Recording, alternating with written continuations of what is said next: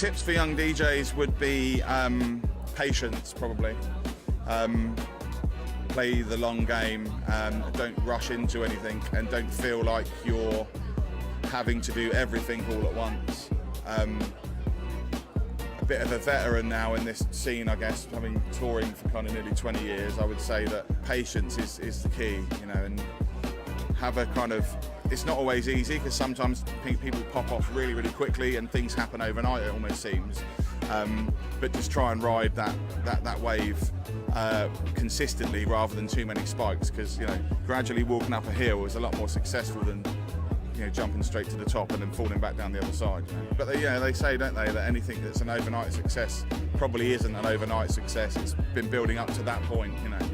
But yeah, you've just got to be patient, which is hard because it feels like, especially with social media and people's attention spans, that everything is so reactive. Of if you don't catch people in 3-4 seconds, they've gone, you know.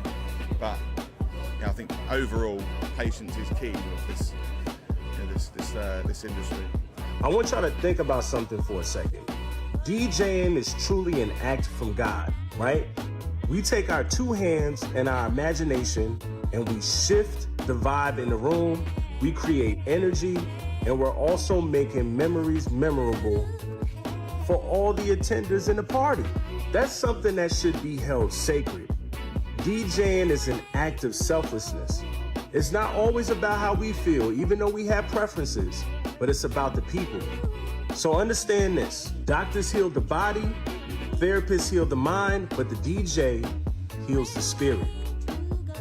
And it's not about clout, it's about calling. And when God calls you to help people heal through sound, that's sacred. Don't take for granted. Peace.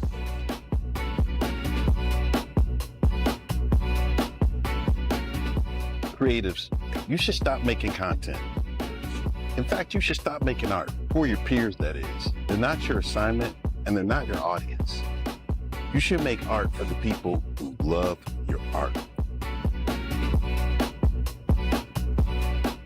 You ain't ready to put 5 years of grind into anything without making a quarter. Right. Don't even start. Sometimes it takes that long to get over the hump. They're not ready.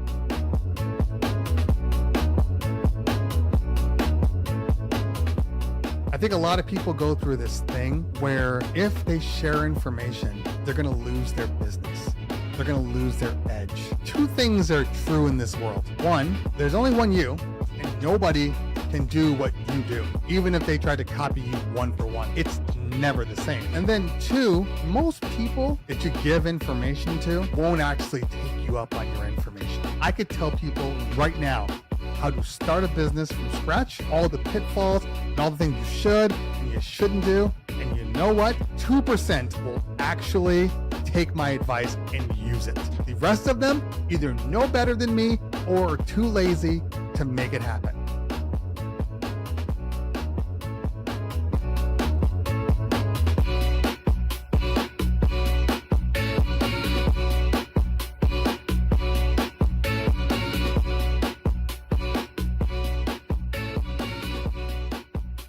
Before it's time to spin, you've got to first cue it up. I'm probably in your area too. Everybody who owns a laptop, they're a DJ. Everybody who owns a DSL camera, they're a photographer. And what I'll do is put up blurbs so therefore you can see what I'm thinking about and why I chose that song. You can see the reaction of the kids. So you can kind of like get an idea of how to use it and what to expect.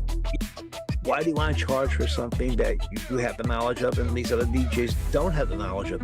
Share your knowledge, you know? Right. But DJing's a lot of fun. It's a lot of work, but it is a lot of fun too, you know? I'm djmikiemike. I cover central, northeastern Pennsylvania, southeastern Pennsylvania, parts of New Jersey, parts of New York State. And I'm Dwayne Dixon, the hitmanddub from Cleveland, Ohio.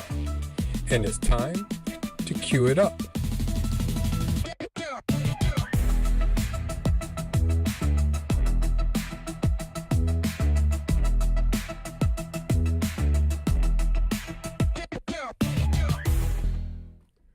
What's up, everyone, and welcome to another episode of the Cue It Up DJ podcast with me, the Hitman D-Dub, and my friend DJ Mikey Mike, and our other friend, our guest for tonight, DJ Reese.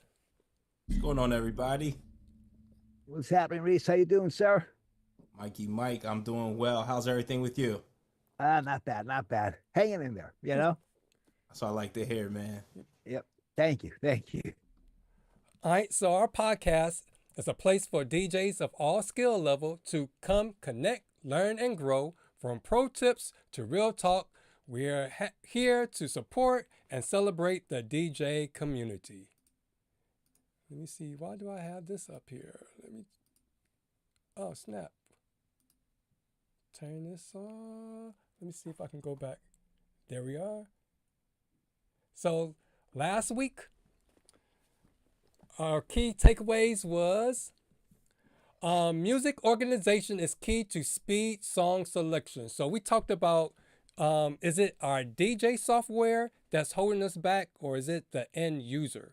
So we all discovered it's not the software per se that's keeping us held back from finding those songs at the right time, but it's our organization. So if you have a bunch of songs, the best thing you can do is when you download those songs, make sure you color code them. Make sure you have some kind of tags to them, besides just having the right name, the right artist, and the right, year. You can also add other things like your sing-alongs or your line dance songs. So songs that will help you when you get when you have like a brain fart, you can get to those songs quickly without stressing out. Also, we talked about having a thorough preparation, which is essential for weddings and events where everything is based on a time. So the more prepared you are, the less stressful it will be for you. And the last one is choose the DJ software based on your personal workflow and comfort. And then tonight is one corporate gig equals repeat bookings. So we're going to explore not how to get the bookings, but once you get that gig booked, how do you make it a repeat and ongoing seasonal booking for you? So as soon as I got this one corporate gig, I was like, now how do I got my foot in the door, now how do I stay inside the room? And so the first person I thought was DJ Reese, since he's the master of the corporate events. Definitely. I appreciate that. Yep. So this is his third time on the shows, but for those that, because we have a lot of new viewers since the last time you was here, so I guess you can say we are finally growing our show. So we got a fan base. So if you can introduce yourself to our new fan base viewers. Hey, what's going on, everybody? My name is DJ Reese. I'm the owner of No Stress Zone Entertainment. We specialize in corporate events, galas, brand activations, conferences. So anything you can think of corporate, also professional MC as well. And we focus on the run of the show, and we just provide those solutions for all our clients and corporate event planners. They need a solution. That's what we do, and that's what I do. I provide it. I make sure events run smoothly. Okay. So because being a teacher and I like to tell stories, a story always have an introduction, there's some kind of build up, climax, character arc, and then a resolution. So let's start, since we're talking about corporate gigs. So if you think that you want to venture into the corporate gigs, so what are some of the things you should have in place to kind of like get recognized by corporate event planners? Okay. Definitely when I say clean profile, I'm talking about everything. So from your appearance, how you look, how you dress, how you speak, your speech should be clean. You should sound professional. The way you approach someone should be professional. Also, when I say clean music, that's a must. But if you're talking in the sense of approaching anybody or how to reach out to people, definitely reach out to those organizers, those who are in charge of those events. And I wouldn't say by just, hey, hi, I'm so and so. Try to find similarities, or also try to find information that would really just help them. So a corporate event planner is probably stressed all the time, probably managing moving parts. So even if you can offer information in their field, or say you know a great app that's great in organizing a corporate planner's event flow, even suggesting something like that would be an awesome start. Because you don't want to just off the bat say, hey, I'm so and so, I would love to get into corporate gigs, because most corporate event planners, they really work on like a referral base. So typically they either know the client, like know the vendor or the event partner they're going to work with, or either they're referred to by someone else in the industry. So I would say those are the big things. And once you get that first corporate gig, make sure you are spotless, you're spot on. Bring a thank you card. Make sure you're definitely thanking the corporate event planner or the organizer. Also ask, it doesn't hurt to ask. I would love to come back. I had a great time. Or was there anything else I could have done better? If you felt like you weren't up to par. But those are, some of the things I would say you should be doing. Okay, so if you're working with a blank slate, so how would you know who the go-to person is that makes the decisions? How would you look them up? Man, LinkedIn is your great source right there.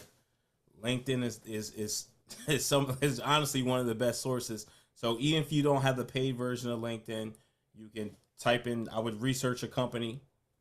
Then I would put it in Google, hey, who throws events here, or what's a position that someone would be in charge of events. Google AI will definitely spit that out for you, even ChatGPT.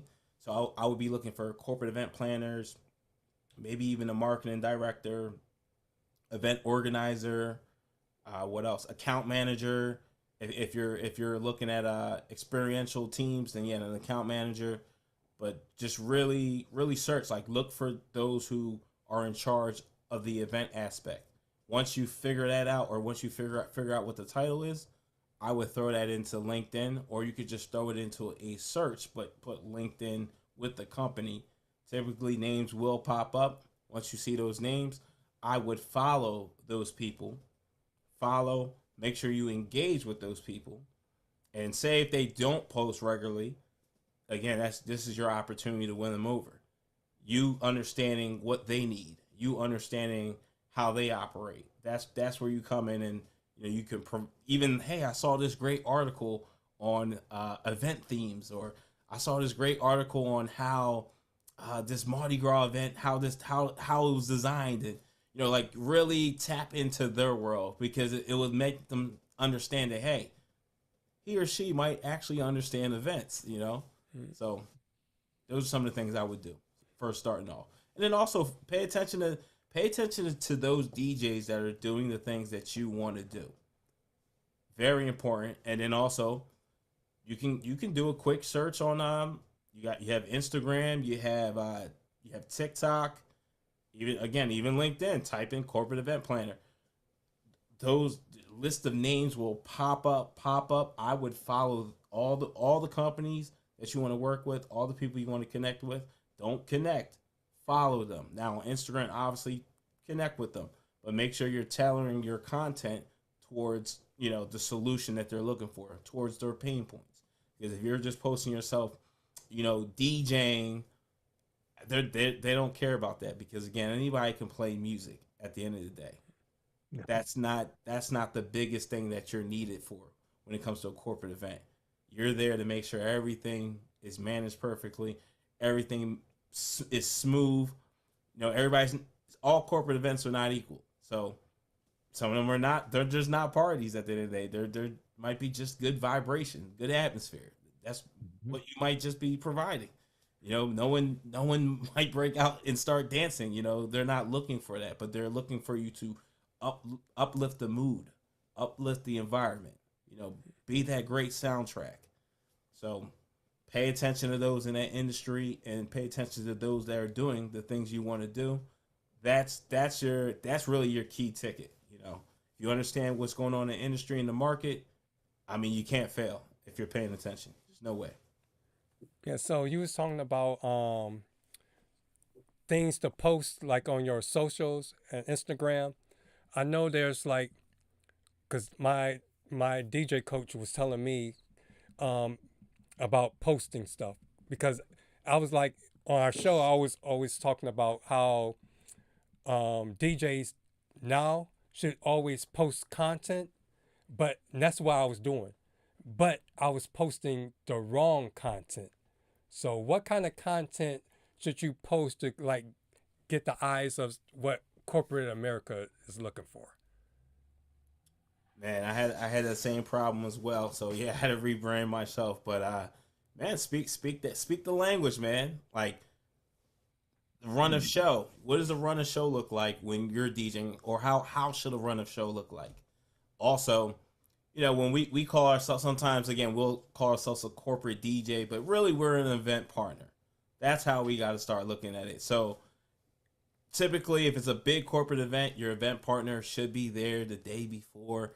So that's even like face content where you're talking points. That's really big. B-roll too as well, like an engaged crowd. That's a great piece of content to post, but also a caption behind it. So don't just post a crowd. You know, post about, hey, me, you know, the music that I played really had everybody engaged. Or if you're on the microphone, which is very important if you're, you know, on a corporate side or just any event, like just being able to talk to your audience, like knowing the demographic, knowing the words that would actually move them, you know, that's super important.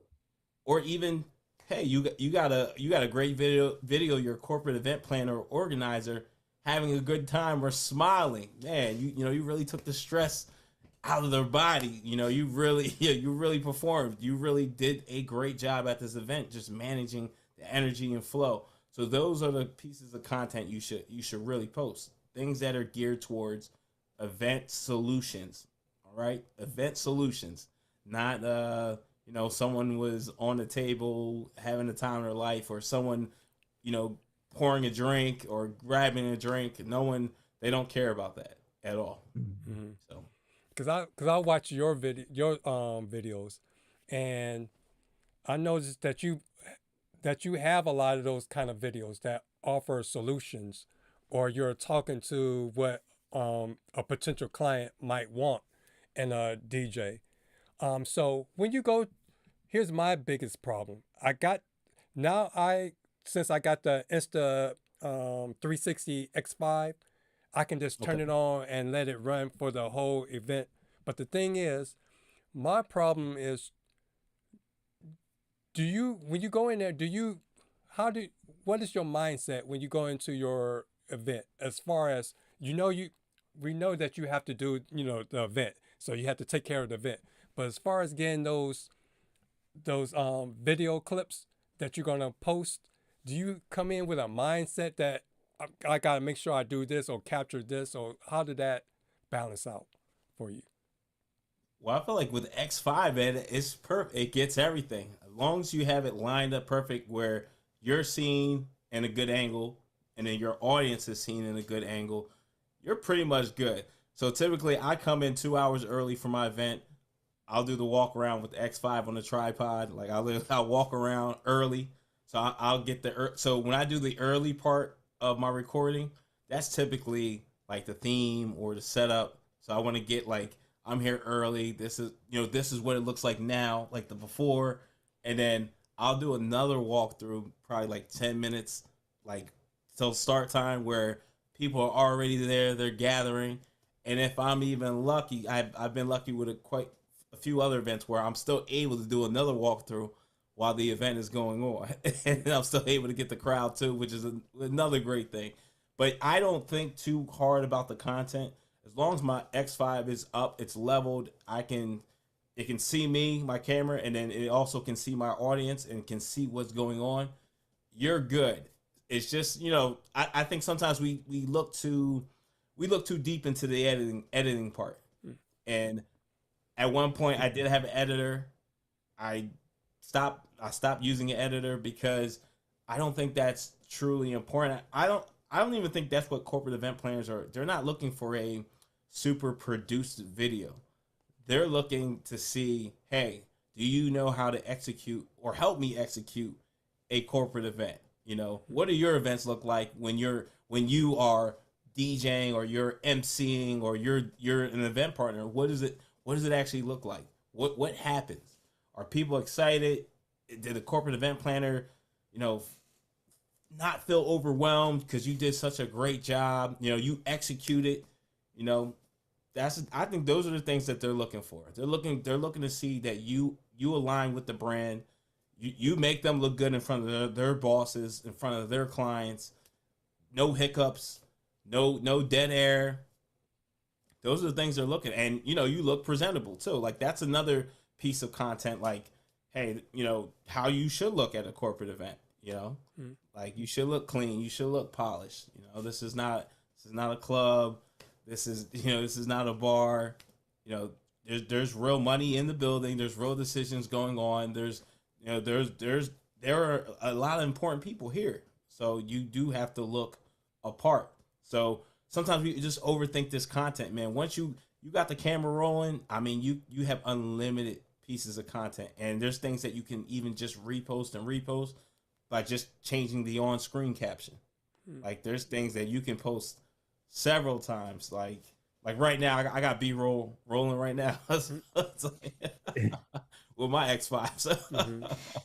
So yeah, don't think too hard of it, man. Like, once you got the camera up, you're good. Like, especially like, you know, you're doing weddings, man, get there early. Like, even with the setup. I remember, you know, the podcast before where we were talking about DJ setups.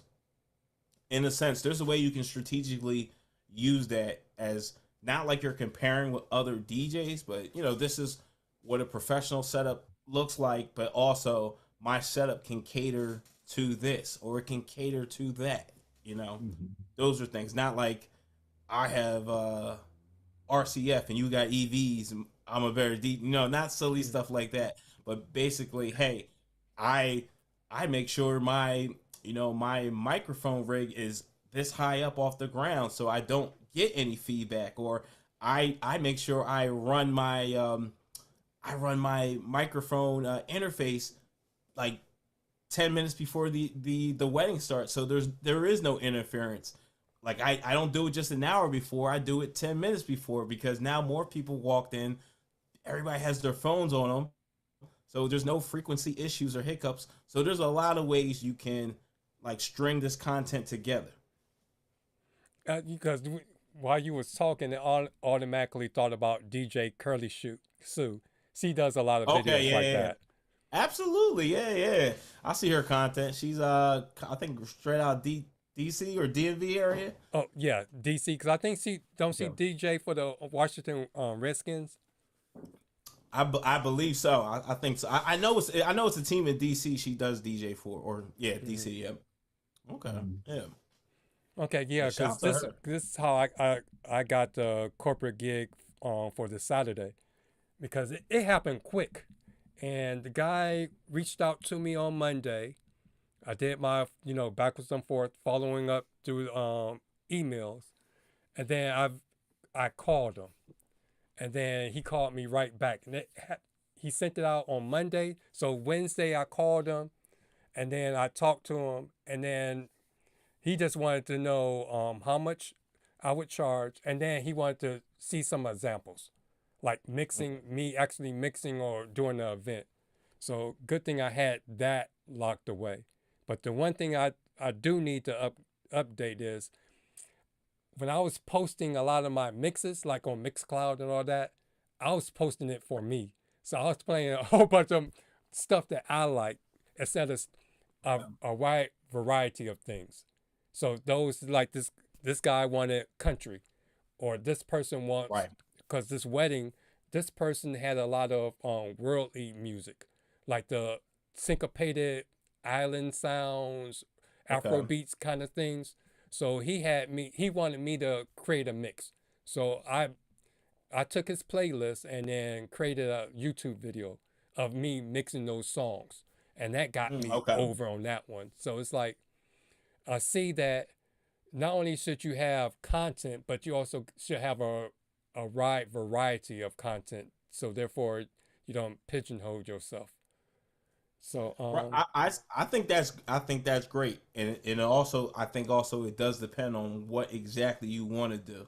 Mm-hmm. But I do think it's like if you want, because you know how sometimes they say you can't cater to everybody, which I do believe is true.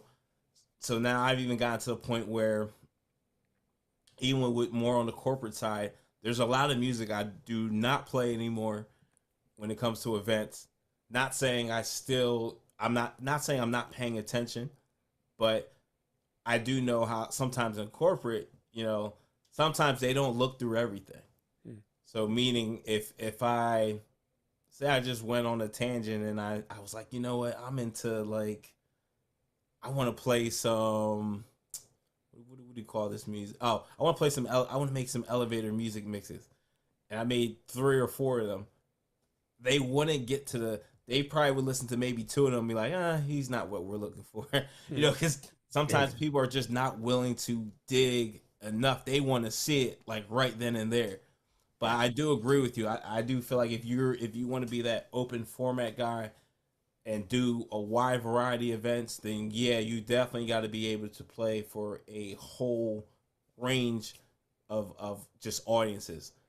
Like now, I don't want to do a middle school, you know, dance. I'm just not paying attention to what they're listening to. I could, like, honestly, if you give me a week, yeah, I can get everything, but I just don't. Like, I feel like someone else would probably be better at that, to be honest. So since we're talking about K-pop. Oh yeah. Right. Which I love, man. I do like K-pop. It's just like, yeah, man. I just turned 40 2 days ago. I'm not interested anymore. Happy belated birthday. Oh, Junior. Thank you. Yeah, I'm just not interested, man. High school, even the colleges, man. I'm just not interested anymore.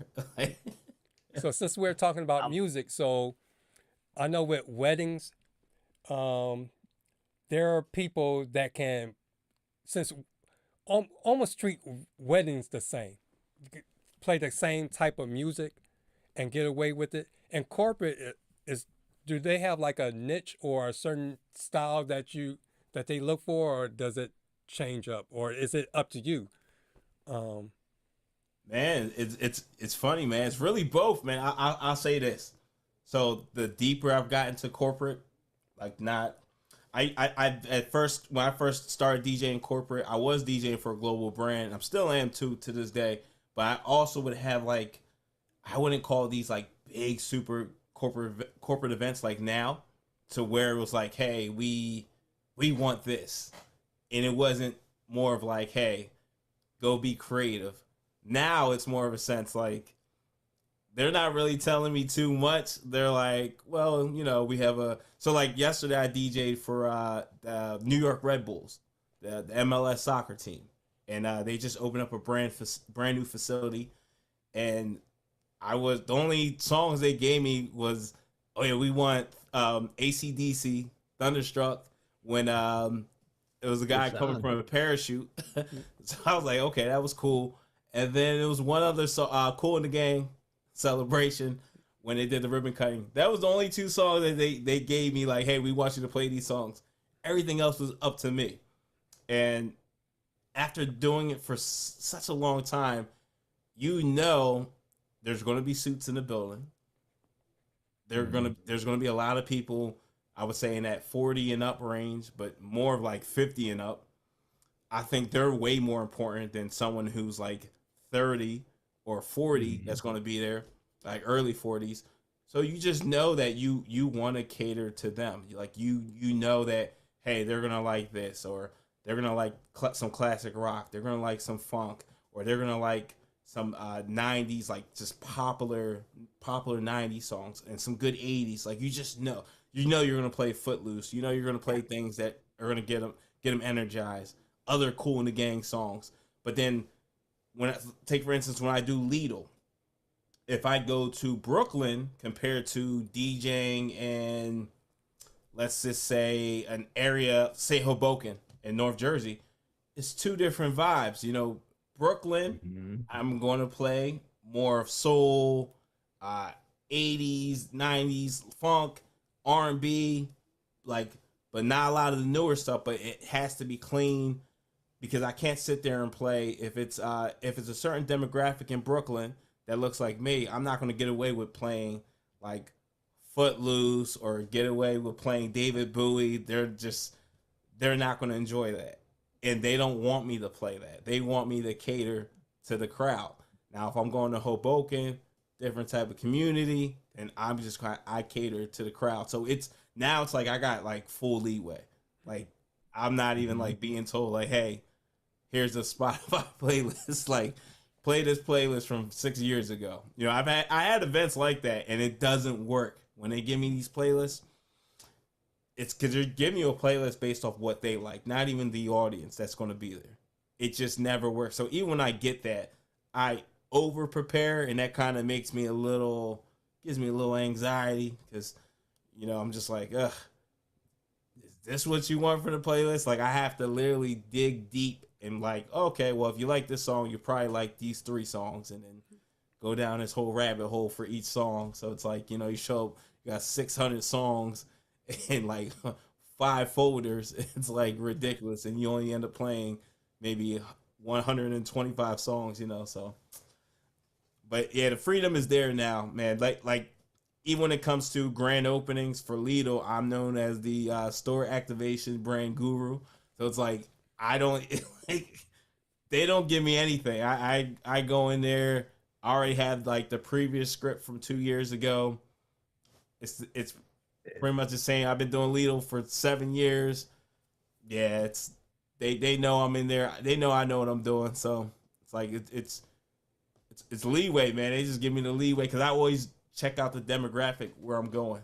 I always like see the area, check the demographic out. I know like if it's 20% Hispanic, 40% Asian, I check all that out. Yeah. So I just make sure I have exactly what I need. But yeah, the leeway is there now.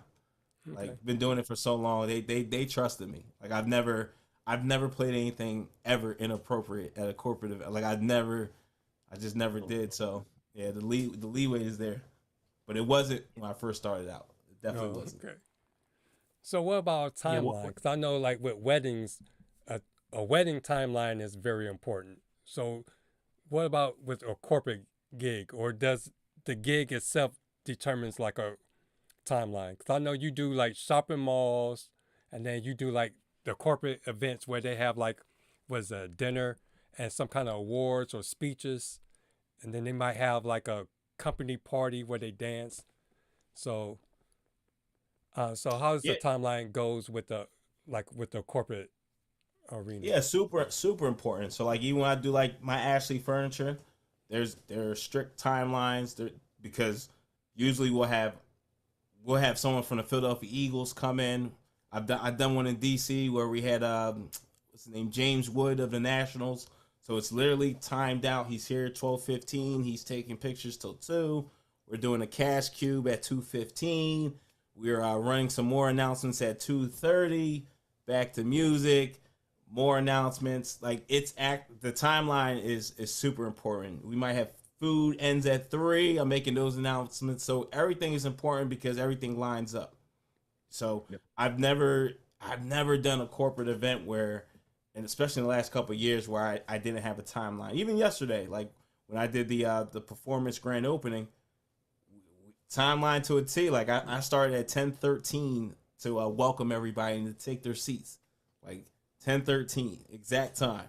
So there'll always be a timeline. And then I think 11:17 I played Celebration, like, and it was exactly on time. Like the speeches exactly were on time. Like they were timed out, like 3-minute speech, 4-minute speech, exactly to the T.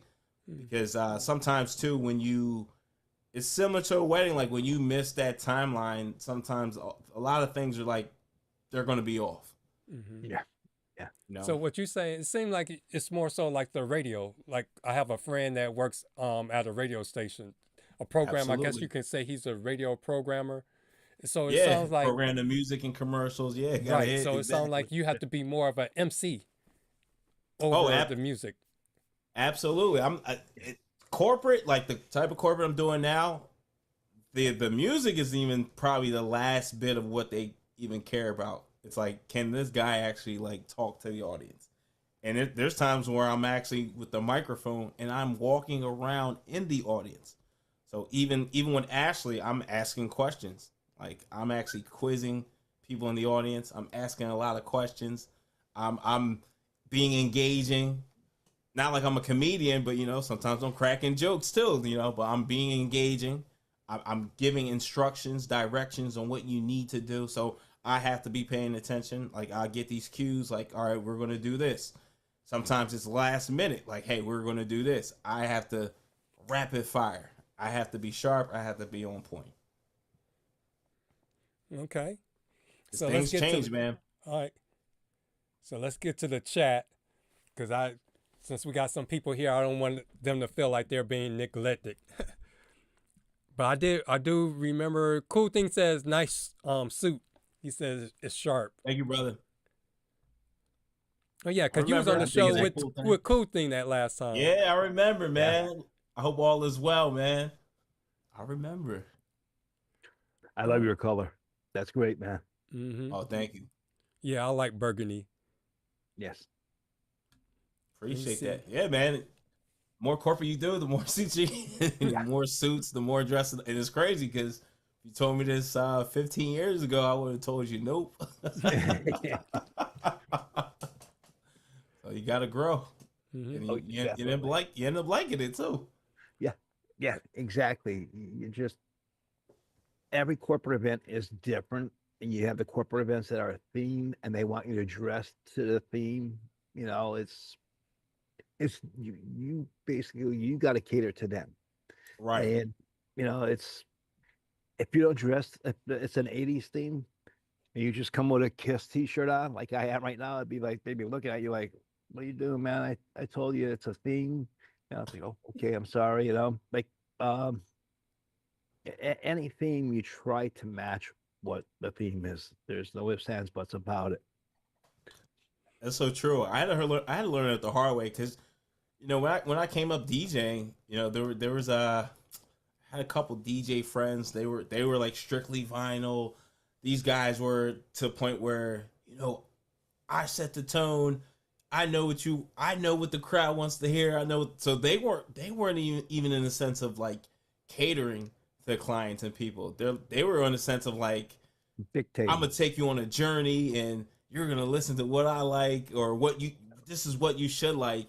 And at one point I kind of adopted that and then I started like realizing like, nah, that doesn't make sense. Yeah. Unless you're an artist DJ, I can understand. Like if you produce your own music, you tour, you put on your own events. People are expecting to hear a show or expecting for you to take them on a journey. That's totally different. Once you have like clients and clientele, no, you got to cater to your clients and clientele. Yes. You never dictate to your client that you're dictating to them that the music you're gonna play they're gonna like, right? And that'll be a one and done. That'll be it, right. Yeah, instead of trying to play some obscure music that they never heard. B-sides, exactly. Like, what is this? I never listened to this part of the album. No. All right, so I like to. We got a few people that snuck in. I like to shout out DJ BB 52163. Kevin's in the chat, and Kevin had a question. I told him I'll ask you it during our second hour, because he started his voiceover. He got the equipment. He did some voiceovers, nice. Posted it. So he has some questions. And Kevin, I kind of like remember what you wanted me to ask Reese, but if you can put it in the chat So I know he'll know exactly what you want him to answer. And then let's see. Big DJ Services is in the chat. And I see Dan from the Shuffle Couple. He's in the chat. He says, "Why isn't anyone else wearing a suit?" See, I'm coming on Thursdays. I'm still teaching, and I'm busy running around, and then I have to deal with my parents because they need help. So it's busy. I'm busy running around, and then I'm getting here about 8 o'clock to jump on the show. So I'm like, my suit would be all messed up if I had a suit on. I had some personal stuff dealing with my mom, but for 12 years I went to Catholic school, and it was sport coat, tie, dress shirt, and that's 12 years of my life. I'm like, so any chance I get to dress down, I dress down, but when I have to dress up, I'm dressed up, shoes are shined, everything. Went to Catholic school just like me, man. My grade school had 4 rooms in it, and there was 40 students in the whole school. So it was like private tutoring. Then I went from there to Bishop Hoban High School to 3,000 students. And I was like, changing classes, doing what? I'm like, I sat in one room. That was it.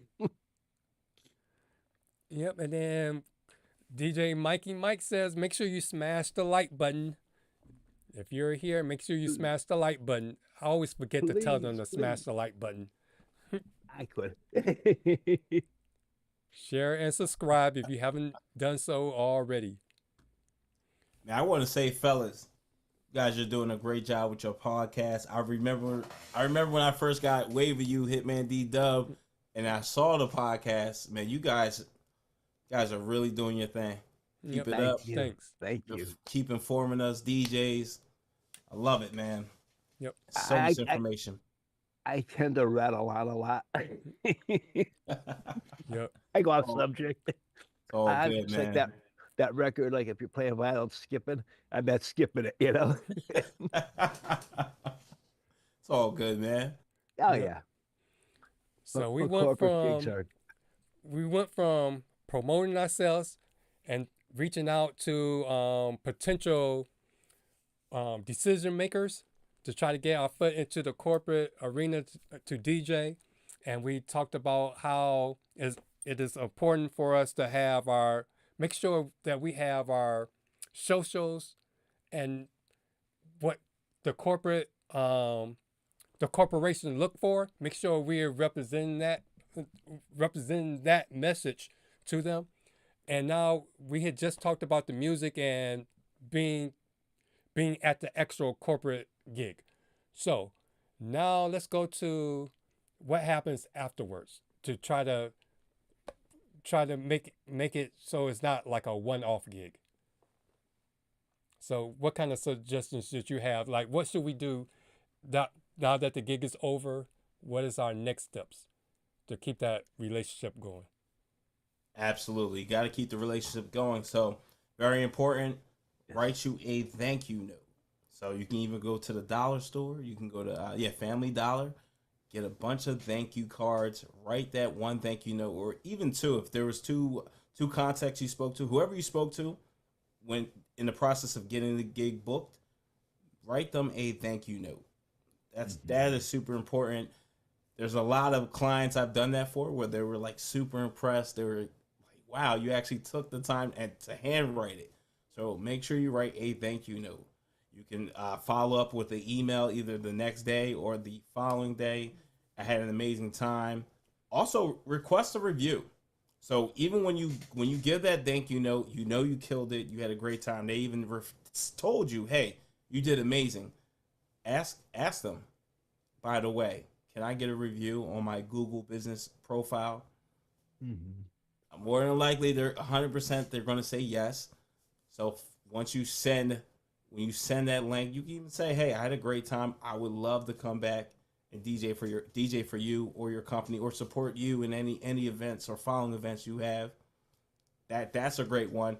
There's something I saw that Gary V did, not recently, because This was maybe last year. He said that you should create a video. I'm sorry, I'm going a little off on a tangent, but it's the same thing. Create a video. Everybody in your context or anybody you worked with, let them know, especially if you're heading on in that corporate side or just weddings, that hey, I'm going full throttle. I'm 100% in on being in the corporate events industry as a corporate DJ, MC. I would love your help. I'm not asking for you to book me, but if you know anyone who could use my service, or you could share this to anyone, or if you do need my service, please feel free to reach out and do it as a video and send that to all your contacts. I actually was like, wow, because I actually recorded my video. I didn't fully splice it together, and I'm gonna have to redo it because I don't look the same as I did when I first recorded the video. This is last year, back in like June 17th. I actually remember the date, but that's a good one right there. But yeah, after you're done with your gig, definitely reach out to your client. Thank you card. Reach out, let them know you had a great time. Ask for that referral and let them know you would love to come back. Or if they know anyone who would be in need of your services, please feel free to reach out or share my service. Share my contact to anyone in their network. So exactly. I had, the people who planned the event, they asked me if could we share your phone number? If we share that, I said, yeah, please do. And then I asked them, I'm taking pictures, I'm taking videos. Do you mind if I tag you and tag the company that you work for? And they're like, yeah, please. So not only did it tag them, then they shared it, and they shared it to their website, which was a great thing. Did you ever hear of Bowden Company? You said Boeing? Bowden, B-O-D-E-N. I think so. Maybe I'm saying Bowden, but yes, I have. They have men's dress wear, and they're based out of England. And I got the gig just on a whim, basically. They always did have a DJ, and he just kept on playing. Like you take the show from 2 years ago, it was the same, and it was like basically at 3:00 he played the same song that he played last year at 3:00, and so they wanted to reach out to somebody different. Yeah, definitely. And I asked them again, do you have a theme for your? Oh yeah, Mike, it's an 80s theme. I said, okay, no problem. The following year was a Hawaiian theme. Well, I bought a Hawaiian shirt, threw some lace on and stuff, and it turned out to be such a great event. I let them have the freedom. Two of the workers were actually musicians, and they asked if they could bring their microphones, plug them into my mixer. I said, yeah, no problem. So they sang along. Everybody from the company that was there was cheering them on. I mean, the more you're not giving into them, but the more you cater to them, the more they appreciate what you can do for them. And the more you can do for a company, other companies see that, and it keeps spreading and spreading and spreading around, which means more wealth in your pocket. That's the whole thing. And that's what you want. But it's when you're DJing, that for the corporate world is totally different than DJing for a high school, a wedding, whatever. It's just you have more of a free reign of what you want to do and how you can do it, and you are right with them, and they're right with you, and they're going to love you, and they're going to spread the word about how you are DJ and how, like you said, the clean music, clean dress, be very sociable to all the co-workers that are there. That means the world to the company, especially when the president of the company flies over from England and he sees you. Oh my God, it's like, wow, Mike, and he has that accent. It's like, thank you. I truly appreciate it. That's a big one.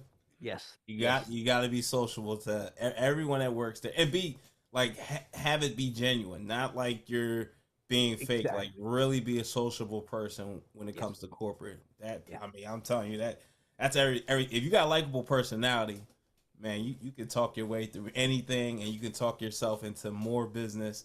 And think about it. Say if someone leaves, like say if the corporate event planner leaves and goes to another company, you can boom, now I have another client. And then also you did such a great job, they make sure they keep your contact on file so you still come back even when that corporate event planner leaves and goes to another company. And then who knows, you meet more people from the new company, and everybody's going to end up leaving at one point. So it's like, oh, now I have 5 connections at 5 different companies. So and that's what you want. You make that one connection, and like you said, if he leaves or she leaves that company, they move on to another company, they're gonna look you back up. But that's what you want. You want to keep that relationship with that contact person. And if they send you a friend's request on Facebook, or even if they don't, you make the initiative to send them a request. Facebook, Instagram, whatever social media they're on. If they have a YouTube channel, follow their YouTube, whatever they are doing, you do it. You just hook right onto them. It's not that you're being a leech. It's just you let them know that you're following them and you appreciate what they're doing for you too. Right, and I love how you said that. And I'll say this too. Since you're on the corporate side of things, if you follow them on social media, make sure your content is appropriate. Yes. Make sure it's appropriate. Make sure, even to now, like for me, I have no personal pages technically. Mm-hmm. Nothing is personal. Everything is, everything is business. Like the way I post, I don't post anything that's inappropriate. I don't share anything that's inappropriate, even if it might be quote unquote funny. I just don't share it because I look at social media as a way to generate business. Yes. That's how it should be looked at for us DJs. Now, if you want to have your own personal page, definitely create a personal page and keep that private and only allow your friends or family or whatnot. But if you're using, because even on Facebook, I go by DJ Reese, No Stress on Entertainment. So that is all business, nothing personal, not about how I feel about anything. Sure, I don't even really post my family on there. Like I've made a mistake early on, but I mean, I'll share on my business page like my cats and stuff like that, and I'll share from other DJs. Yeah, that's good. Even on my personal page, nothing political, nothing with religion, anything like that. That's a thing in itself. Even if it's your own personal page and then you have your business page, they can still tie that one to one. And even if it's a private page, a friend, you may share something and then your friend copies it and posts it on their page. Well, your name is out and he has a public or she has a public audience. Oh, look at DJ Mikey Mike has this view here. It's like, they call up your buddy, like, yo, get that down off your wall. But by that time, 10 other people share it, so you're like, oh, that's it. Cut it. Views are circulating all over. I didn't even tell you this other hack, man. Mikey Mike and D-Dub. So we're talking corporate, we're talking clients, we're talking about repeat clients and closing the deal and getting more business. Also, once you're done, working with a client, think of the holidays. Like so this is what I did for St. Patrick's Day. There was 12 of my favorite clients. I sent them all things for St. Patrick's Day. So 2 of them I sent them vinyl albums. So when I DJ'd at the Hard Rock Hotel in New York, my client that hired me, she loves Selena. I can't even remember the name of the song, and not the most popular one. But I had to actually go in my Serato history. I couldn't remember it. And I found it. I'm like, so I ordered her that vinyl single for the song that she loved. She actually shouted me out on LinkedIn, like made a whole post to me. And then my other client at Ashley Furniture, she loves Sweet Caroline, Neil Diamond. So yeah, I sent that over too as well. And then the rest of my clients, I just sent them Amazon gift cards, $50 each. So and I had a client who I was overhearing a conversation that he was talking with one of his coworkers about how he loves uh, peanut butter whiskey. So I actually bought some peanut butter whiskey, brought it to the event, and I told him, let me know when you're about to leave. I have something for you, and gave it to him. So it's like think about your clients. Yes. Listen to their conversations, listen to the things that they say they like, because those could be the great gifts that you get them. Yes. Whether it's whether it's for Christmas, whether it's for Easter, any July 4th, whatever holiday that comes to mind, try to at least get them something once or twice a year. To show that appreciation, because they put money in your pocket. So why not? Why not bless them with something?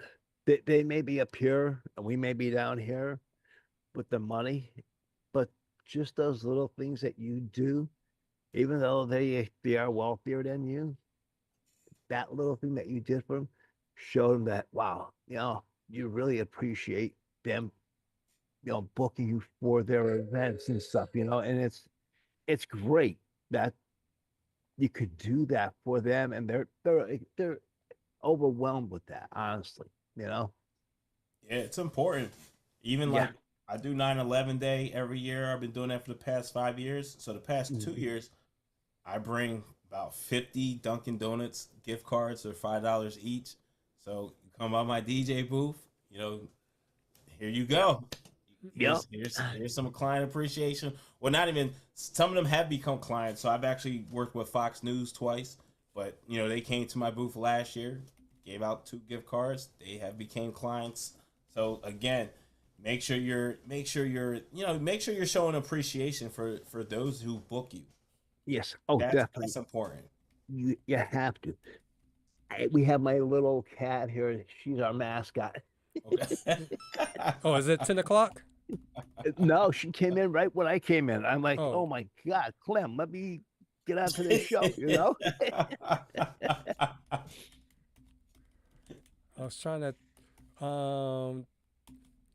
text Kevin real quick, but I see DJ Will is in the chat now. Dwayne, is this your first corporate gig that you're doing? I would say it's my first one now that I'm charging the price that I should be charging. I mean, it's a lot of fun, believe me. Like the boating company, I did that for over 10 years. Then when COVID, or can't say that virus hit, they were actually going to close this branch down. The owner looked and he restructured the company, because I forget how many stores or how many facilities they had in France, so they could keep this one open. But with our economy starting to tank last year, even, they laid off a ton of employees. This is the first year that they didn't have a holiday party. So, yeah, I felt bad because it's the first year in over 10 years I didn't have that holiday gig. And they always had their holiday party at least a month after Christmas, because they said it was always too crazy right around the Christmas time. They wanted people to enjoy their holiday with their families and go from there. So this year, there is no holiday party because they downsized so much. There's only going to be like 20 people coming to it. So all they did is just order pizza or whatever for the employees at the plant, and that was it. So hopefully they don't close down. Hopefully they rebound and build up their business again, because they told me, we want you back. I said, oh, definitely, I'll be there. So we just go from there. But it's a lot of fun. I'm doing a gig for the state at the end of May, and it's down Lancaster, which, okay, not too far. Yeah, it's not too far from you. And they don't know what theme it's going to be this year, but it's once every 3 years. They're on the East Coast of Pennsylvania. It's for probation, corrections, and U.S. Marshals. Okay. And 3 years ago, it was at the Poconos, and it was a swimsuit or swimming party. So I'm like, oh boy, what am I going to wear? Well, picked up a pair of swimming trunks, a tank top. Boom, I fit right in. I got a couple of beach balls to put around.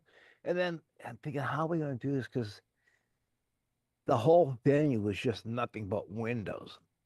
So I just brought 2 laser lights, bounced one laser light off the water, and then the other one off the windows. And it was spectacular. They loved it. They were going crazy. It was a lot of fun.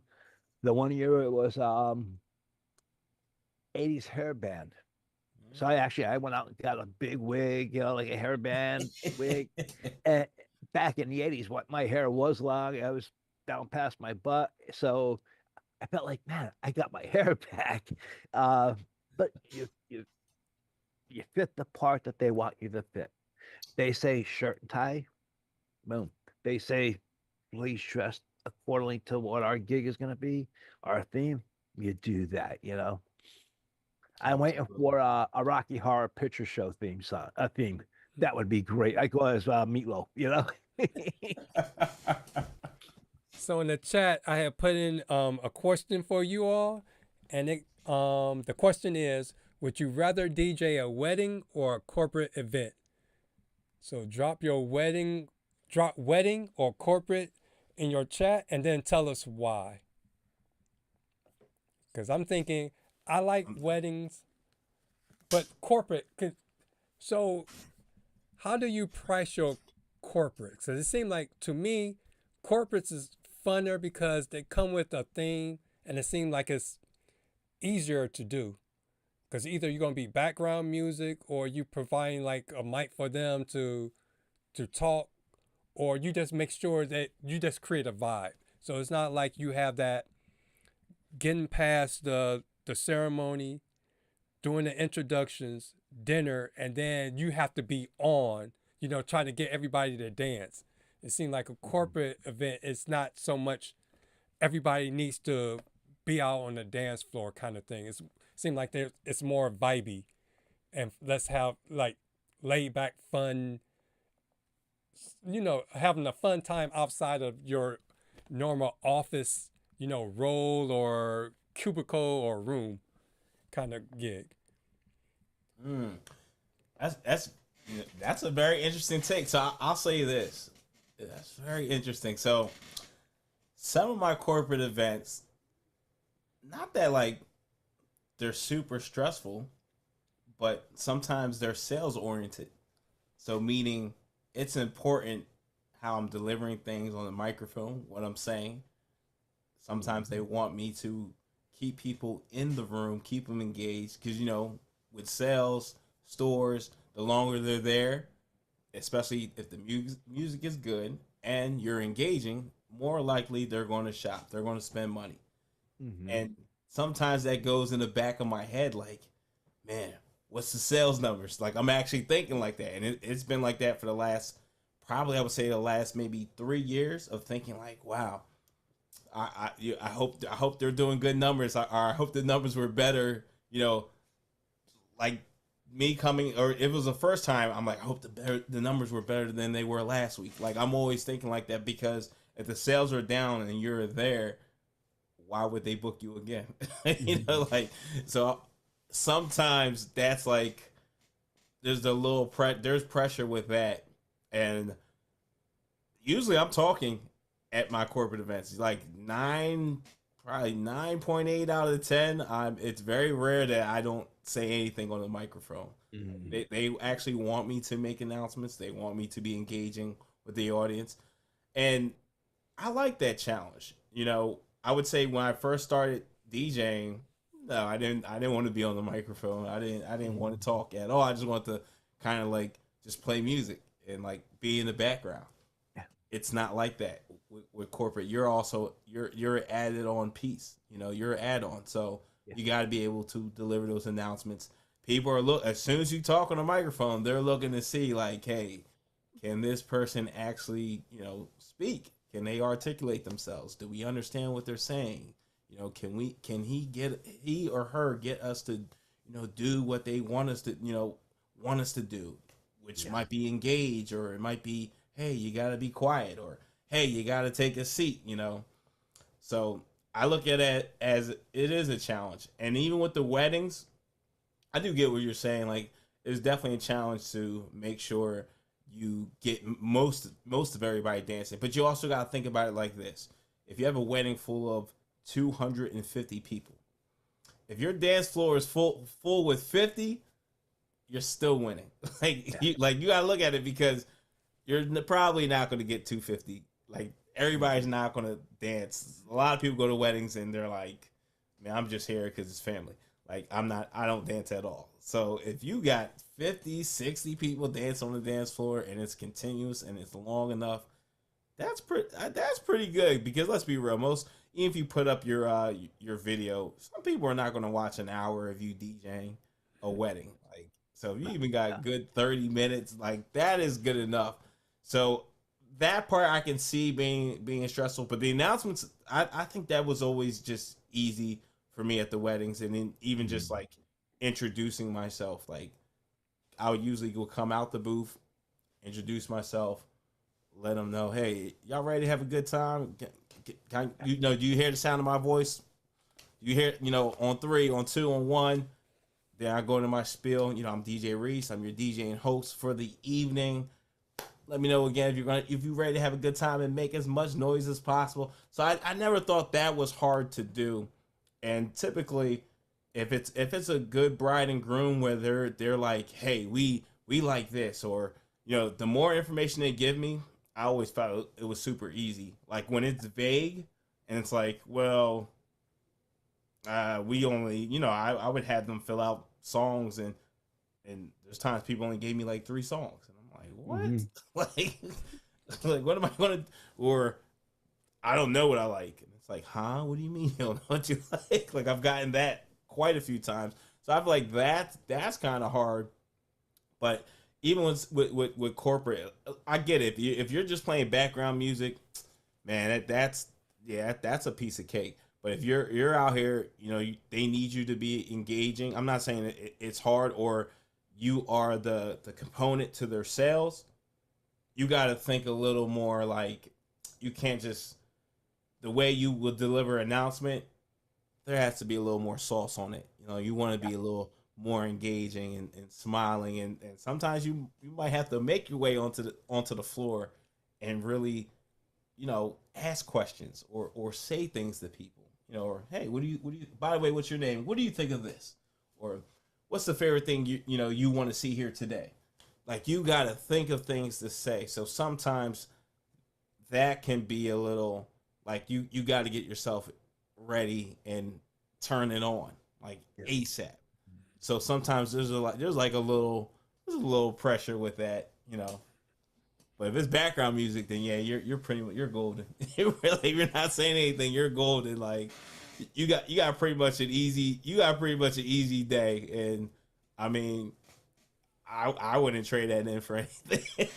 But speaking about background music, I know I thought I heard something back in the day, like Target and the supermarkets, they have certain songs. It's almost like they play subliminals to make. For some reason, you can go into a store and you're going for one thing, and the next thing you know, you buying a whole bunch of other things. And Absolutely. I want to say they did research on it where it was the music. The music brought out certain habits. Or Absolutely. So shopping habits. Absolutely. So what is your go-to subliminal, like, sales kind of songs to get the people to come into the store and buy stuff? I actually don't have any subliminal, man. My music is literally based on what my audience is. Mm-hmm. So either I could be taking you back to when you were in high school, I can take you back to where you were a little kid and, oh my God, I remember this song, or I can take you to what you currently like. So assuming, say, you're usually grocery stores, depending, I'm playing 70s, 80s, 90s, very few 2000s, but I'm playing the things that and they're not harsh as well. Like things that you would like to hear, and things that are easy going when you're going shopping. And then also I may play the things that, oh, you love this song. Oh, I know you're going to dance to this song. So you're going to be pushing that cart and having a good time. Oh, so you trying to get them to dance, or what is your It's not even motive? about dancing, but it's more of like you feeling joyous while you're here shopping. Because if they're happy, I'm telling you, they're that's the key. If they're happy, they are going to spend no matter what. Like this is something I actually saw when I would DJ at Puma. Man, they would come in this like soon as I DJ'd at Puma in Elizabeth. I did that for 2 years, and it was a Spanish market. And this was in the mall. As soon as they hear the music, I could see it. Like I'm looking at the window, I can see them. They are all coming in, and Puma's more of a family brand. It's more affordable. So we had parents coming in, we have grandparents. So obviously appropriate, very appropriate. But I was playing a lot of salsa, merengue. They would come in dancing into the store, and then they would be in the store for about a good 30 minutes, 40 minutes. And then boom, they're walking out with bags, But they came in and they were having a good time, and they would turn, look at me, smile, like they were excited to be there. So it's not like I'm trying to get them to party, but the whole thing is the emotion aspect. I want them to feel good when they walk in the store, because you feel good, you're probably going to shop. If you don't feel good, I mean, you might shop, but if you hear a song that you really hate, or say it's just very say a sexual explicit song or something you just really don't like, you're probably going to walk out of that store. Like you're going to be offended, and you're probably going to leave, even if it's a store you wanted to be at. All right, let's get to the. Oh, go ahead. Because you've been quiet all night, so I'll let you go ahead. Well, I'm taking Reese. I mean, he's a great guest. He's on top of his game. Like we were doing a corporate event. I like when they have a product reveal, and they ask you to reveal it for them. They're not having somebody from the corporation reveal it. Yep. That they're putting everything on your shoulders, and it's nice because you're not an employee of that company. You're there as their DJ, entertaining the guests coming into the store. I'm not going to say guests, but the shoppers coming into the store, and you're going to do their product reveal for them. And they automatically, all these people that are buying their products see you. Wow, he's not even an employee, and they're laying this on him. So this has to be good, So right. It's such a great pleasure of doing that for a corporation. It's unbelievable, unbelievable. It's part of being a DJ. I mean, every gig's not the same. You may go you could be just background music, or you could be in the spotlight. Usually we're not the ones in the spotlight. We're the ones back behind the booth, but then there's those times that you have to do the stuff that they want you to do, and you are in the spotlight for that corporation.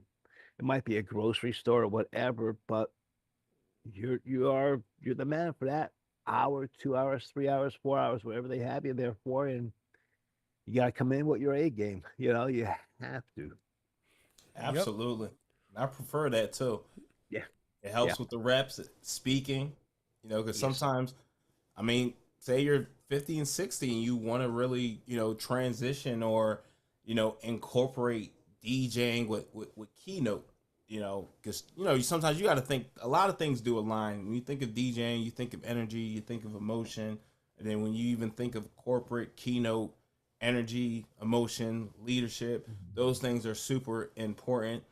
Even as a DJ, you are like in a leadership position essentially, man. Yes. You are leading that day, man, and you are bringing the emotion out. So a lot of things really coincide. So the more you practice on your speech, the more you're willing to do the things you might be scared to do. It's only going to make you better. So when they ask me to speak, I'm like, I accept it all the time. I'm not. I would never be like, oh no. No, you guys have a host. No, I will be the host. So you gotta accept it. Yeah, you have to. I mean, it's making you more versatile. It's making you more in the public eye. And again, like I said, people are coming in, and you're not the employee. you're the DJ, but you're doing that product reveal. You're speaking about that product. You may even have to demonstrate that product, you know, and that means a lot to the company. And it means a lot to the people that are shopping for. They came in looking for one thing, and all of a sudden you're doing a product reveal on something else. And it's like, whoa, wait a second. Hey, maybe we'll pick that up, you know? So it's a great, great, great thing to do. You know, people don't understand that. And it's just, you know, you got to take it and just keep building on it. Every gig, just keep building and building and building on it. Yep. Absolutely. So let's get to the chat. So because Kevin had pointed something out that we might finish up on time tonight, and he started laughing. So let's get to our chat question, because we have all the Start to Spin viewers coming in. And so the question was, would you rather DJ a wedding or a corporate event? Cool Thing said wedding. Reese said corporate. I found corporate it seems like it's less stressful for me than wedding, but it's just like I have to figure out which one pays more. But I guess it depends on the corporation. So the pay can be equal or more. What you think? Oh, absolutely, man. It really, because you could do a corporate event where you know, the company is looking for a DJ under 4 figures, you know, and then you could do a big corporate event where, hey, you're getting 20K, you're getting 10K. It really depends, or you're getting paid also a DJ rate and a host rate as well. So, yeah, it really depends on the company, and that's why it's important. Definitely look for companies who have those bigger budgets, who are actually like grossing a lot of money, you know. Definitely don't look for smaller companies, because if you are, not saying that we all care about the money in some sense, but we all do care about the money in some sense. But yeah, if money is like a moving factor, and I would say, yeah, only focus on the brands that can actually pay what you want. And if not, definitely weddings is definitely a great. I mean, I know someone who's making, I think he's just under 200,000, and he's probably DJing. I think he's doing like about maybe 8 probably like 8 weddings a month. But yeah, and he's killing it, man. He's really doing this thing. So in a corporate event, in arena, I know like in weddings, if you're charging like a lot of money to do a wedding, it's usually you're bringing a lot of extra stuff or a lot of add-ons. Is that the same way in the corporate arena? If the company is paying you a high rate, do they expect you to bring all the up lights and all this extra add-ons, or does it just depends on the company? It depends, man. It's funny. I've never provided lighting for any corporate event in my life, but yeah, it really depends. And sometimes I don't even have to provide the microphones too. Like I've been blessed where I just bring a laptop and a controller, and yeah, there's an AV team already set up. So as long as we integrate, we're good to go. I don't have to do much, man. Like a lot of my like recent events have been, man, just show up with your DJ, like with your controller, your laptop, and a smile, and you're good to go. So it really depends, but you can. I have things like featured in as far as, so like when I DJ for Red Bull, they actually have a booth that has like, it's designed Red Bull on it, so they want me to DJ specifically on that booth.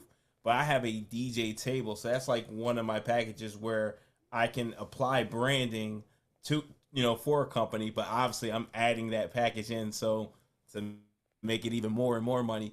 But I mean, I've had clients where I'm just DJing with a basic booth, and they're paying me $4K, $5K, and it's a basic booth with my RCFs, and we're good to go.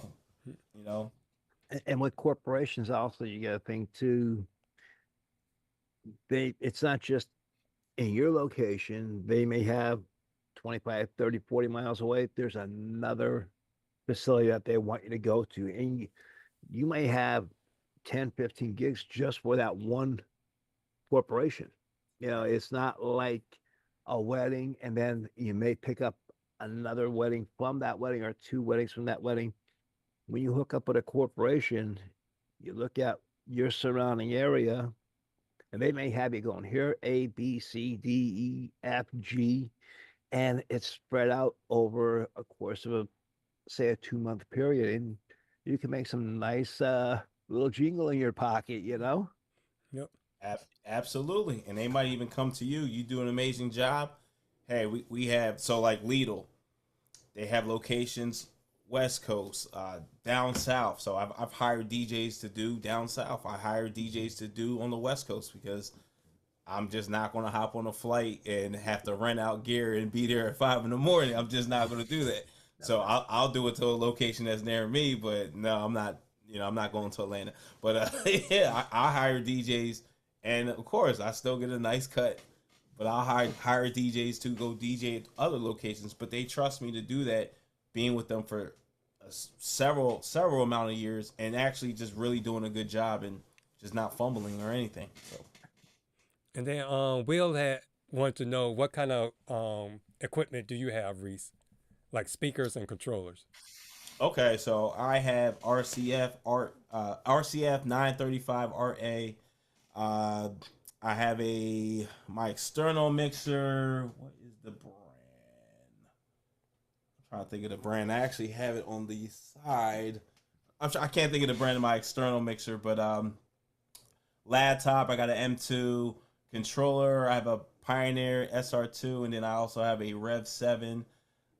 I have some Stanton. Vinyl vinyl turntables as well. What else? I have a Humpter B3 table, which allows me to attach the TV on top, and then I have just a regular DJ fold-up table. Got the Insta 360 as well to record everything.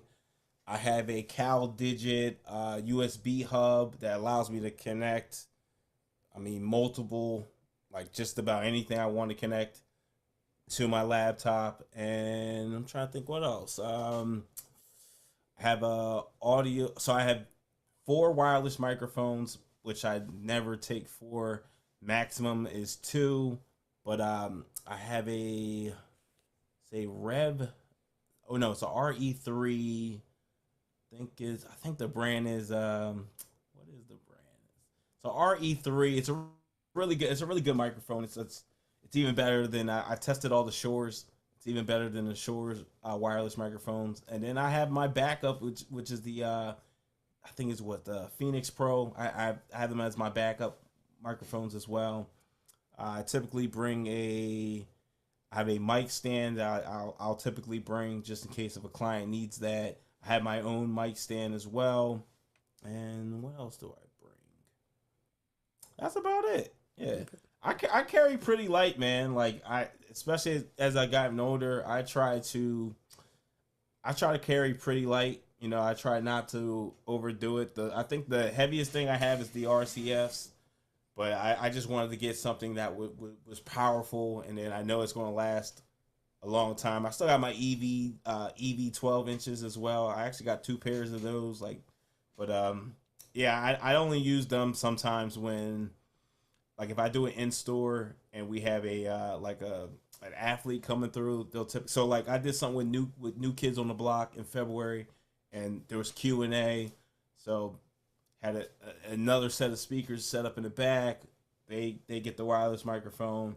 They'll have someone come in and also do the hosting with them while I'm in the front of the store handling the Cash Cube hosting. So it's like 2 different events going on at one time. So okay. And so let me try. I'm going to try to jump around the chat.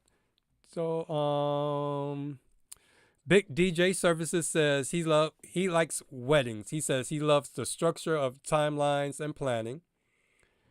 And I know Diego, he just joined the chat and trying to think, I think he said he likes weddings and quinceañeras.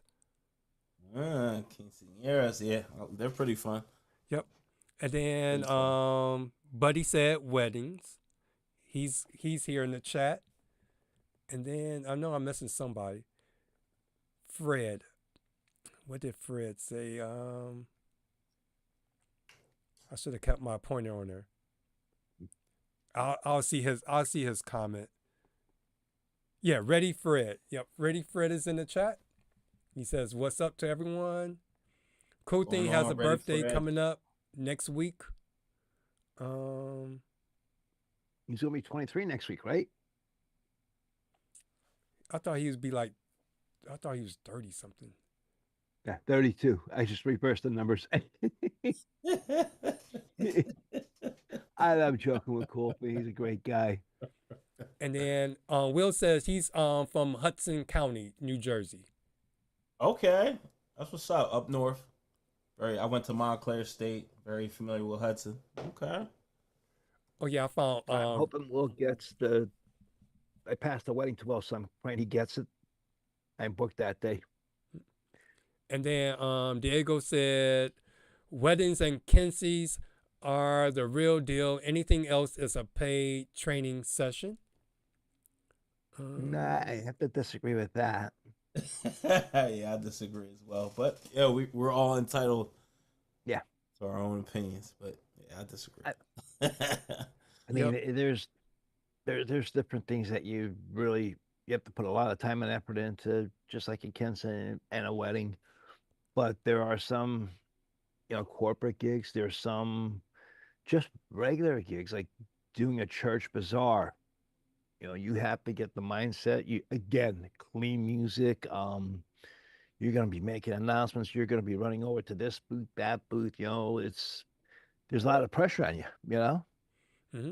Yeah, man. Seriously. When I did the New Kids on the Block event, man, I was like, I still haven't put the whole video out, but I had I had 200 people. Like, I was like surrounded. So like I couldn't really move anywhere. Like there's people behind me, there's people to the left of me, people to the right of me. So, I actually don't like that. I'll be honest with you, but I had to pretend like I did. And, they were giving away t-shirts. I had people like grabbing my suit. Oh, give me a t-shirt. And it's like, there's the guy to the left of me is giving away t-shirts. Yeah. Please don't grab me. It's like, you can't act like that. So yeah, I'm sitting here smiling. You would probably think I'm having the time of my life. The one corporate event I did, they were giving stuff away, and also people asked me, "Hey, get me this, give me that." I said, "Listen, I'm the DJ. I'm not even getting a free one. Right. Right. Like, what do you not understand? Like, it's amazing how people think, oh, since you're the DJ, you can get the stuff for free, pass it along to them. When I'm the DJ and I can't get it myself, hey, just stand in the line and pray you get one. That's all I can tell you, All right, so let's get to Kevin's question, and then we'll get to our last segment. So Kevin's question was, what program that is the easiest to get up? He's talking about voiceovers. What program that is easiest to get up and running with? And he's speaking about the free ones. And he says mono-Pacific outputs to right or left and not both. And he says that there's a lot of programs out there and he's confused. Well, I use Logic, man. But Logic is literally, GarageBand is Logic's baby brother, baby sister, which GarageBand is free. It's the same plugins. But I use Logic Pro. I've been using Logic Pro probably for over 10 years. So I'm just comfortable with Logic. But GarageBand is a good one. Audacity is another one. When I worked in radio, we would use Adobe Audition. Like that was used for everything. Like even our commercial product manager would use Adobe Audition, and then he would actually master it in Pro Tools. But he would start in Audition first and then take it to Pro Tools. But Audition, GarageBand, there's tons of Acoustica, Mixicraft. There's tons of free recording DAWs you can use, and I would say start with those free ones. you don't really need to pay. Once you go online, you can figure out how to clean up your sound, or there are free plugins as well, you know, but you can really figure out how to clean up your sound without having to use a paid recording DAW. And I then love the person who. Oh, go ahead. I love the person who does all the cheerleading competition music. It's basically the same. It ain't the same songs, but it's just the same format Right. and just changing the name of the cheerleading team. And they are making a mint off of it. I got asked to do a couple of them. I said, I'm sorry, I just don't do that. It's You wanna only travel, man. I mean it's only a minute and a half long, but I just don't. I never done it. I think if I sat down and seen somebody do it, I'd probably be able to do it. And they are making, I mean, for a 2-minute song, they're charging like $500-600. I'm like, man, they're ripping these people off. It's so easy. I know it has to be so easy. If they could pump these out in like a day, they're doing 20 high schools. I mean, you're talking 4K just for that one day, Right. you know? It's worth it, man. You know, But they're then bringing the but then value. it's that's what professionals do. Professionals Right. make hard things look super easy. Because Easy. once you Yep. start doing production, that can be an all-day thing to cut a song up, take chunks out, add sound effects, master it, listen to it. It seems Yep. easy, but that could be an It's work, all-day man. thing. I produced 2 commercials, and oh my god, like I did one for a healthcare center, and I mean I got it done in one day, but I think I worked on it for like probably 5 hours, and it was like literally, it was only a 30-second spot, and I kept playing it back and playing it back and playing it back. I'm like, oh, because sometimes you think you're hearing something, and then it's like, you know, I was sending the file to other people like, are you hearing what I'm hearing? They're like, no, it's perfectly fine. And then I sent it to somebody else, and they're like, yeah, this part sounds a little off. So it's, you know, and then you're hearing things in your ear, and then I would bounce it, and then I would go in my car and listen to it. Sometimes, usually, listening in the car is just totally different from just listening to it on the speakers at home. And it's like sometimes you think you hear something, and it's like, no, it's perfectly fine. And sometimes you're right, like, yeah, there's something there. So yeah, it can take you hours, it could take you days. There's actually a recording studio when I did Delaware Lottery. It's actually in the town I live in now, but I just moved out here about a year and a half ago, and same thing, Mikey Mike, this guy it was a 30-second spot, and boom boom boom boom, he was in Pro Tools. I mean, he cleaned that thing up. Like, he's like, I haven't seen you by a couple hours. But he already basically cleaned it up when I was there, like talking with him. I'm like, yeah. It's amazing. But he's been doing it for 30 plus years. So it's like, yeah, he's a master of his craft. So yeah, it would have took me probably 6-7 hours. But yeah, you know, he made it look easy. But he probably paid a lot for plugins, because a lot of those plugins were yeah, that's what I'm saying. Yeah. Absolutely. And then the years of mastering and the years of just like understanding sound, and yeah, I mean, yeah, sometimes, and it's the same thing. I you know, even with what we do, you know, people will say, "Oh, that's a lot of money," but it's like, hey, I've done over 700 weddings, and they've all been wonderful. Like, it's a reason why I'm charging you $3K, $3,500 to do this, because when I do weddings, they're phenomenal. They're great. People have an amazing time. You know, the ball is not dropped. I don't miss. That's what you're paying for. You know, you're paying for the result. It's the same like when you pay for a plumber, and they're like, all right, they're done in 5 minutes. All right, that's $1,500, and you're like, what? You were here for 5 minutes, and it's like, you didn't pay for me being here. You paid for me solving the problem. Yeah. Mm-hmm. Yeah. So, and Kevin wants to know if I'm reading this right.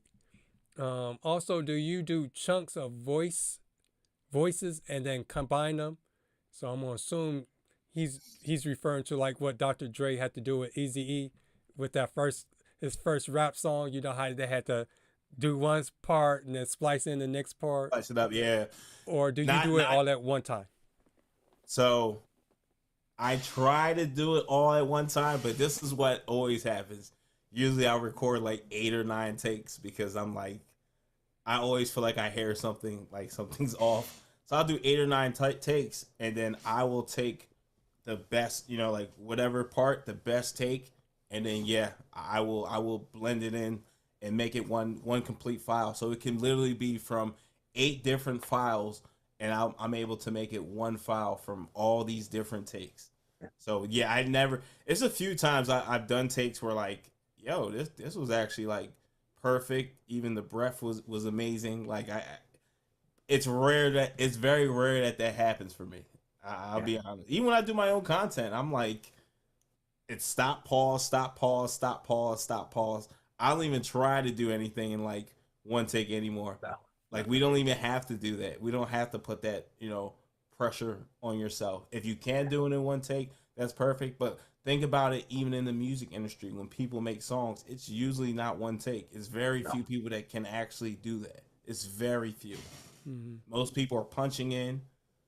You know, most people are recording different versions, or they record a certain part 8 times and then they go with the best part. And that might be for each section of what, you know, of the song, or, you know, just for voiceovers. Like when I recorded my first voiceover, I think we did, I want to say 4 takes. Like we did 4 takes, you know, so, and he took my intro from another part, so it wasn't all the same take that he took. So. And then Dwayne, today's a special day today. Does anybody know what happened on today's date? 23rd? No, talk to me. YouTube launched its first video at 8:37 p.m. 2005. Oh, wow. Okay. 21 years, man. Yep. I'm about to say, I know, yeah, YouTube started, I remember in my college dorm room, man. That's how old I'm dating myself. But yeah, I remember when YouTube first launched.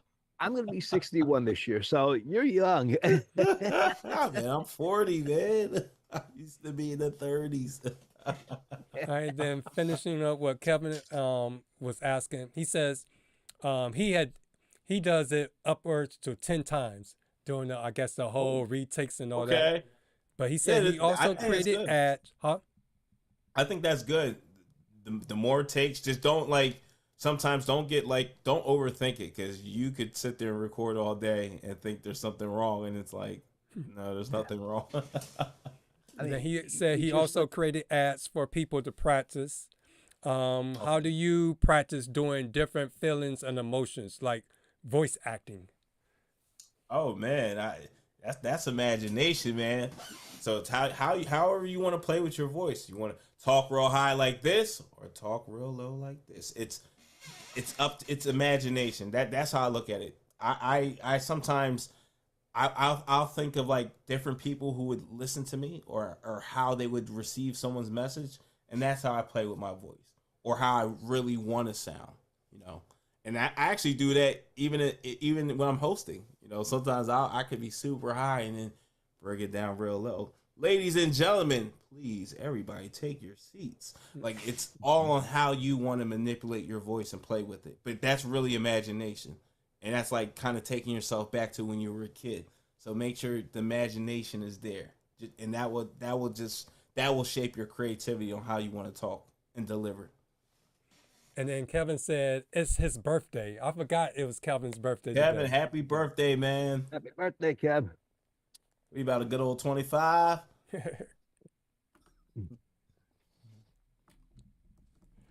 All right, let me go to the next section. Of course, this thing stops.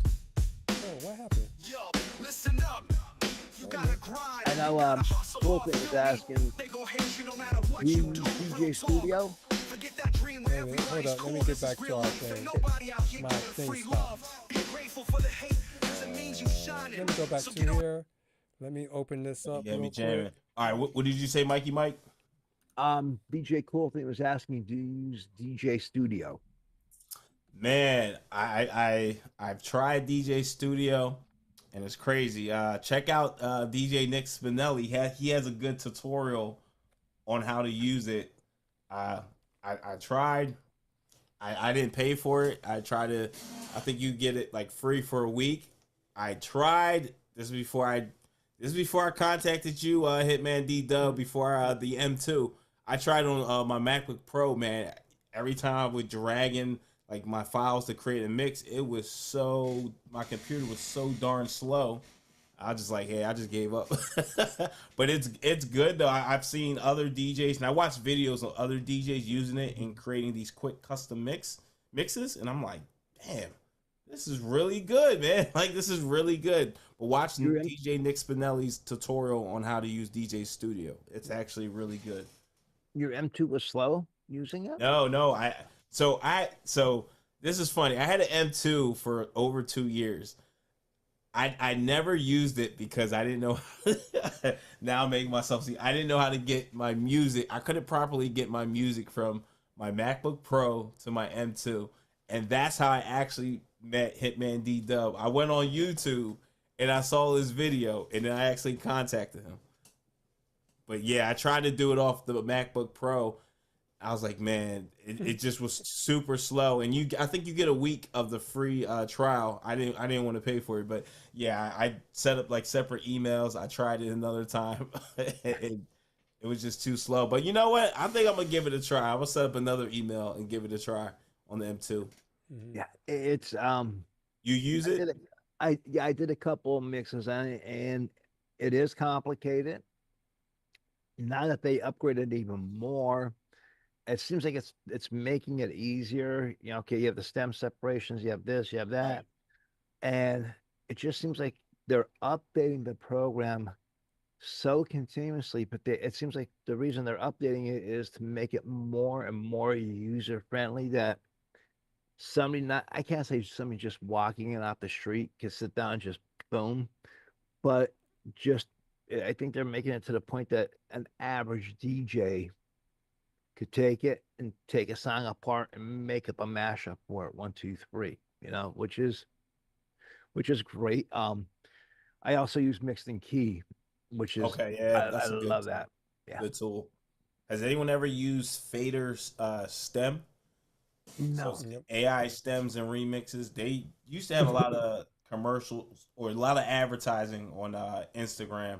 I used to see their ads like a lot the last like maybe 2 years ago. I've never tried it, but you know, a lot of people. I've seen some bad reviews on it, but, but you know, I guess us DJs are supposed to be against AI, but you know, it can't be. I mean, it's no, you can. I use it. I use AI every day, man. So it's in our world. It's in everything, and right. Use it if to you your want to stay advantage. back, if you want to stay here, and everything else is advancing, guess what? You're just gonna fade away.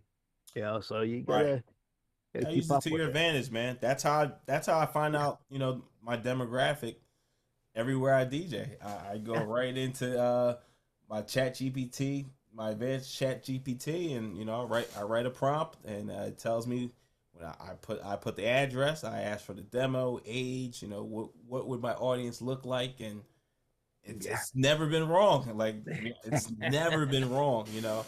And That's great. thank God, you know, that it's made my life a lot. I've been to places I've never even heard of, you know. So it's like it's made my life a lot easier.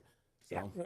So Kevin had also asked, I forgot it, he had asked this earlier, if being a member of the Chamber of Commerce, is that a good idea? Oh, absolutely. Now, I think it's a great idea. Now, what exactly are you trying to do? Because this can elevate you depending on what you're trying to do. Like if you're trying to DJ events for them, it depends on what, you know, you're probably not going to have anything high ticket unless it's maybe a wedding. Mm-hmm. But if you're trying to do, like, you got to think about it. If you're a small business and you DJ for another small business, they're probably not going to pay you high ticket. Like we gotta be honest about that. So in that aspect, if you're looking for more high ticket, I would say no. But if you just getting your feet wet, or you know you're not high ticket, I think that's a perfect idea. Or you're just like a local guy. So the chambers of commerce is good for me in the sense of I'm heading more into speaking and hosting. So that actually is super perfect as far as me being able to give speeches at the chambers of commerce and whatever I may be pitching besides just a DJ business. I might be pitching a service or giving a keynote. So that would be perfect. But there's connections, man. Like there's a lot of networking that goes on with chambers of commerce and the meetings that you will have or the meetings you will go to and the people you will meet, and you get an opportunity to also have a vendor table as well and promote yourself. So the more people you're able to pitch to, the better opportunity. But it just really depends on what you're trying to do. He's trying to get more he says network to get more bookings. Okay, bookings in what? Speaking or bookings in DJing? Yeah, and then while he's answering that, he said it took him 8 hours to create a 15-second, 30-second, 45-second, and 60-second commercial for a demo. Nothing wrong with that. You got it done, man. That's all that matters. Honestly, that's all that matters. And then he says chambers. That's good. So also ask you to do events for them, sound and all. Okay. Yeah, I just know that they don't pay well, and sometimes they even want you to DJ for free. But yeah, I've been to a few events. More actually, my wife is more on the health side. We actually went to we actually set up a vending table. I want to say maybe 2 years ago, which was a great idea. And now that I'm getting more into speaking and pitching, at some point, I do plan on having a book coming out in the next 2 years. So I will definitely be at the Chambers of Commerce to give give my 10, 15, 20-minute speech with my book in hand and QR codes and information on how people can find me with some free promotional tools. So I think Chambers of Commerce will be good for those things. As far as DJing, no, I'm not going to go that route because I'm more of going for the higher, the premium ticket. And I know small businesses, they just can't afford that at the end of the day. Who's doing your book printing for you? I don't know yet. I got the title, already started writing. I have no idea, man. This is maybe 2 years in the making. It's a very early stages, but yeah, I'm telling myself by 2028 it's coming out. Best way is go digital. I worked in the printing industry for over 30 years. All right, give me the info. Give me the juice, man. You gotta go digital. Okay. So there's no film involved. There's nothing, and it's basically they used to call it print on demand. So it's not like you're ordering 500 books and trying to get pump 500 out. I know a lot of people around here write books, and what they do is they sell them on Amazon. And what it is, you post it on your Facebook page or whatever, and they just go to Amazon. Boom, Amazon prints out 2 copies, one for storage, one to go out to the customer. And then if the other one sells within that week, okay. If not, they recycle the paper, and it keeps on printing. It will keep growing. A lot of older books from Disney. When I first started, I was a paperback Swiss Family Robinson. I think I played at that book. It was the 153rd printing of it. That was 20 something years ago. And now it went digital. So now they only print, if they get 2 orders, 3 orders, if they get 3 orders, they print 6 books. 3 go out to the customer, 3 sit there on the shelf in case somebody orders it that week, then they'll go out to the customer. If not, recycle the paper. It's more economical, and it'll be easier for you. The main thing is you'll end up sending the PDF file into the company, and you want to embed the fonts, because if not, you'll be back and forth. So embed your fonts. If you need any help with it, just give me a shout out. Send me Insta. I definitely will, man. Facebook. I'll help you out any way I can with that, because that's what I work. Appreciate that. No, I will definitely reach out to you. Yeah, because I've been watching so many people who help those as far as release books, and it's some of it's information. Yeah, I mean, I'm a novice, so it's like, yeah, it's like it's definitely confusing, man. You got to watch those people because if they're pushing your book for you, they want a cut of it too. You know, Okay, so too. if you could promote it yourself, you're going to be well better off. Offset closed down and they moved all their digital print to Berryville, Okay. and that's right down in West Virginia. And it's so dang cheap to get a book printed digital. And not only that, Remember, since Mike, it's we're digital, trying to our New Year's resolution. I know, is- but Because I I'm just I'm wanted to looking help- at the clock. I was trying to give you your moment, but I noticed that you're trying to sneak in another story. So it's like, and I just want to help you with the book. Once you go to digital, not only is it printable, but you can operate as an ebook too. So that Okay, is yeah. the perfect way to go. All right, definitely. I will definitely reach out to you.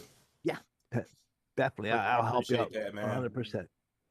and then we have a new person in the chat. I hope I say the name right. Hey. A new K9868. And I would like to welcome him to I would like to welcome this person to our show. And they have made a comment. I guess they're talking about the commerce that Kevin had mentioned. It said, and this person says, it depends because I don't need the chamber to do the mayor's New Year's Eve ball every year, and he's been doing it for the last 5 years. And and then he went on to say, it helps, but it's up to you to position yourself by getting out. That's a fact. Yeah, you got to talk to people, man. You get yourself out there. That's honestly your best opportunity when it comes to these gigs. People need to know you, and especially if you want to do corporate, you got to be people. People want to trust their vendors, so someone can't trust you if they don't know you, or they never seen you, or you don't talk. So get out there, get to know everybody. It doesn't matter where you go. I mean, you can meet people at the grocery store, and you come and find out, hey, they're a planner for this, or I work in marketing, or I work in the events field. Like, you never know, or I can refer you to someone who works in this field. But yeah, get to know people. You always have an opportunity to pitch yourself, even if you go to the post office. You don't know who knows who. It's always an opportunity. As soon as you step outside, or even on the internet, man, there's an opportunity to always pitch yourself. But yeah, definitely go out there, go meet people, go talk, open your mouth, speak, know what you want to say, and be able to tell people what you do, but not in a boring way, or I hope that. No, find a way to say and tell people what you do in a way that they will understand in the 5th grade reading language, but also, oh, I get what he does, or it makes sense, So with that said, let's go ahead and finish out. We're going to start off with our shout-outs. And so for the last few months, we've been checking out the leaderboard, the chat. And last week, our winner was DJ Cool Thing. He came in first place with 250 points. And second was Big DJ Services. And third was North Georgia Weddings Event. And fourth was Kevin, DJ K Productions. And fifth was DJ Adrian E. And sixth place was the Shuffle Couple. Seventh was B-Boy Mac 84. And eighth was Diego at La Ruckus Inc. Number 9 was Buddy from TBM Productions, DJ1. Number 10 was Ready Fred, 3767. 11th was DJ Will. 12th was DJ Mikey Mike. 13th and 14th, they're all the same person, but DJ Night Owl, 1860, and Travel Mexico, 674, round out our leaderboards. So if you haven't done so already, you can join our Facebook group page, the Cue It Up DJ Podcast. You can join the public group or private group, and that's the long Facebook URL code. Or you can just go to Facebook and in the browser, search up Cue It Up DJ Podcast, and you can join the group from there. You can follow us on all our socials, and you can follow DJ Mikey Mike at DJ Mikey Mike on Twitter and Facebook, and then at DJ Mikey Mike 45 on his Instagram. You can follow me on all my socials at hitmanddub. And then we have this thing called the DJ Collective Network, where it's one culture, many voices. And I need to read this because I've noticed that some people have not been conducting themselves properly. So remember, the views and opinions expressed during the DJ Collective Network primetime shows are those of the individual hosts and guests of that show. They do not necessarily reflect the views or official stance of the different shows of the DJ Collective Network as a whole, its affiliate, or production partners. Viewer and listeners' discretion is advised. So to start the week off, we have, for every DJ chasing dreams, no matter the odds, it's your time to spend with DJ Cool Thing, and you can catch his show live every Monday at 9 o'clock p.m. Eastern Standard Time on YouTube. And then on Tuesdays, you can join Buddy and his weekly guest panel of DJs for unfiltered conversations that matter. It's the DJ Roundtable with Buddy from TBM Productions. So if you missed the live Twitch stream, you can see the rebroadcast every Monday at 1 o'clock p.m. Eastern Standard Time on Buddy's YouTube channel at TBM Productions DJ1. And then on Wednesdays, you can join DJ James King in the King's Court DJ podcast at 8 o'clock p.m. Eastern Standard Time on YouTube at James King HTX, and make YouTube great again. Then on Thursdays, you have the Cue It Up DJ podcast with me, the hitmanddub, and DJ Mikey Mike at 9 o'clock p.m. Eastern Standard Time on YouTube at the hitmanddub.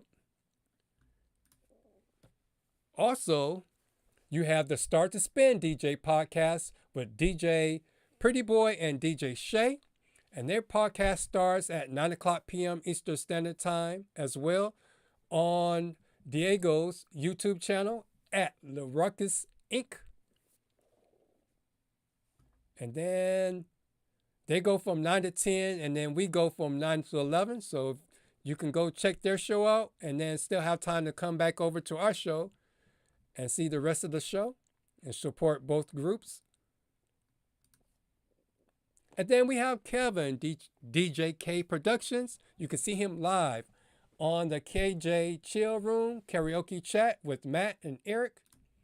You can join them live every Monday at 7 o'clock p.m. Eastern by just going to djntv.com/KJ Chill, or you can see the rebroadcast on the Disc Jockey News TV YouTube channel.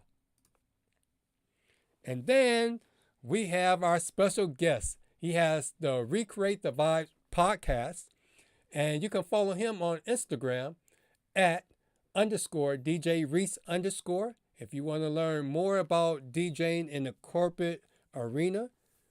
And he's also good with doing marketing, online marketing. If you want to check him out, make sure you check out the Recreate the Vibes podcast and follow him on his Instagram. And I'd like to thank him again for joining us tonight. Thanks for having me, fellas. And it's a pleasure, man. Yep. DJ Night Owl, when he's not doing his YouTube channel, he has this new product out called the Mega Booth. And with the Mega Booth, if you use our code CUEITUP, you'll get $500 off the $2,495 retail price. So I got mine last week, and hopefully once everything slows down, at least this big event that I have this Saturday, I'll be able to do an unboxing of the Mega Booth.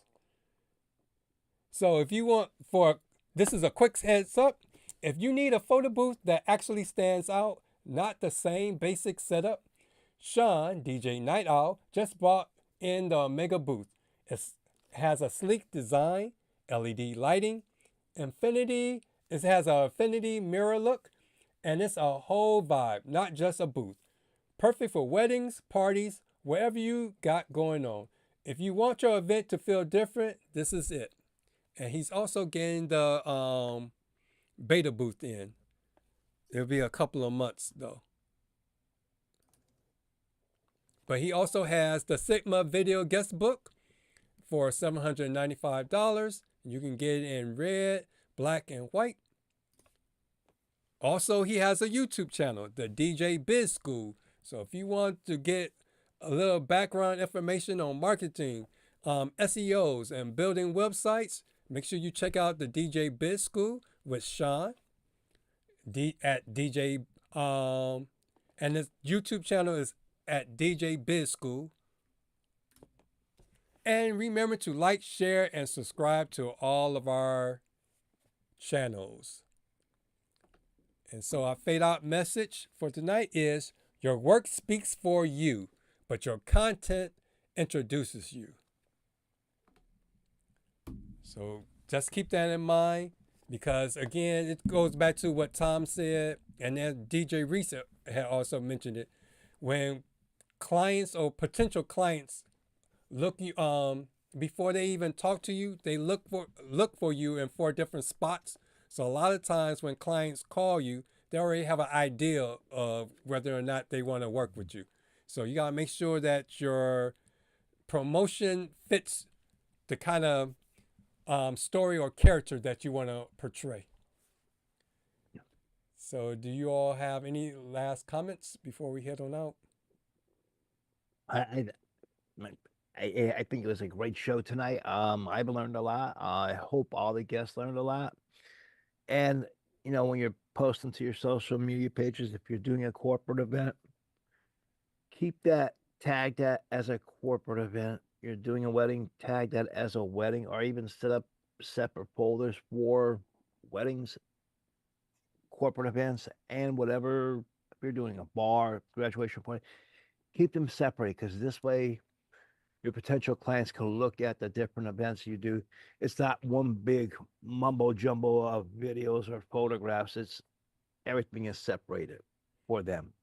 Yeah, and then piggyback on that one, the corporate, actually the last 2 clients that had asked me to send them like a mix or whatever, having a dedicated playlist.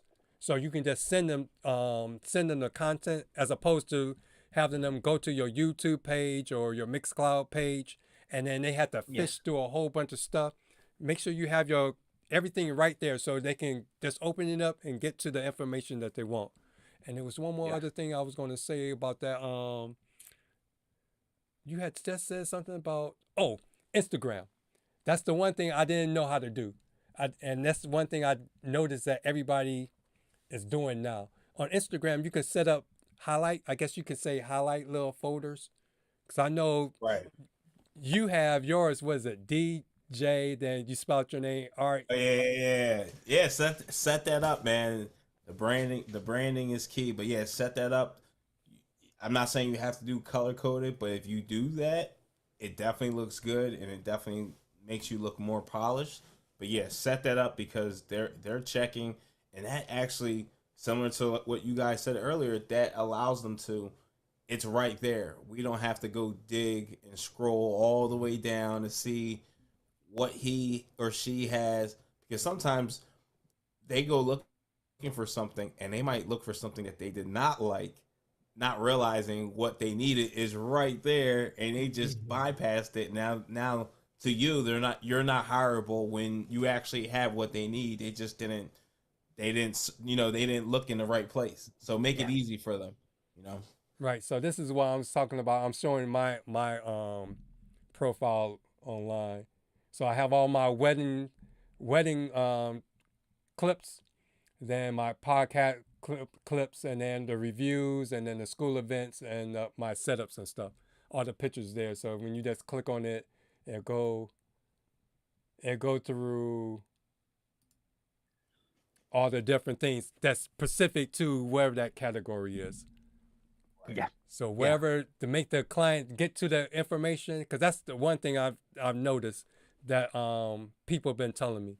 If they have to spend a lot of time looking for something, they usually just go to the next thing. You got to try to make it real simple. That's so true. They're just not. They're just not gonna search. Oh yeah. Speaking about that, Jason Janai had a good video that came out tonight. Oh, yeah, he's awesome. Not tonight, but today, talking about sales calls, and that's what he's talking about. He said he's noticed now the sales calls are more so just getting to the information, not the long, drawn out kind of presentation that they used to do. Because I remember Joe Bunn did like his wedding presentation where he had all the slideshows and all this stuff. And it's like, they don't do that now. They just want to get to how much it's going to cost. This is what we need. And you just... What does it look like? What are you bringing? That's so funny. I had a sales consultation like literally 10 years ago at a Starbucks, and I brought my laptop, ran a slideshow, and yeah, they were younger couple. They didn't give a damn, and yeah, they definitely didn't book me. I was too professional. Came dressed in a suit. They were like, no. Yeah. So with that said, because we pretty much is 5 minutes over, so we didn't do too bad. Keeping up, staying on track. And thanks, Reese, for coming again. Yes, Fellas, thanks for having me, man. It's always a pleasure. It's always fun. Shout out to your audience. Shout out to the community that you guys are just really, really creating. I just added so the Facebook, was hacked a couple years ago, so I've kind of been like, but I just added you guys on the Facebook. Also added the Cue It Up podcast group as well. So thank you.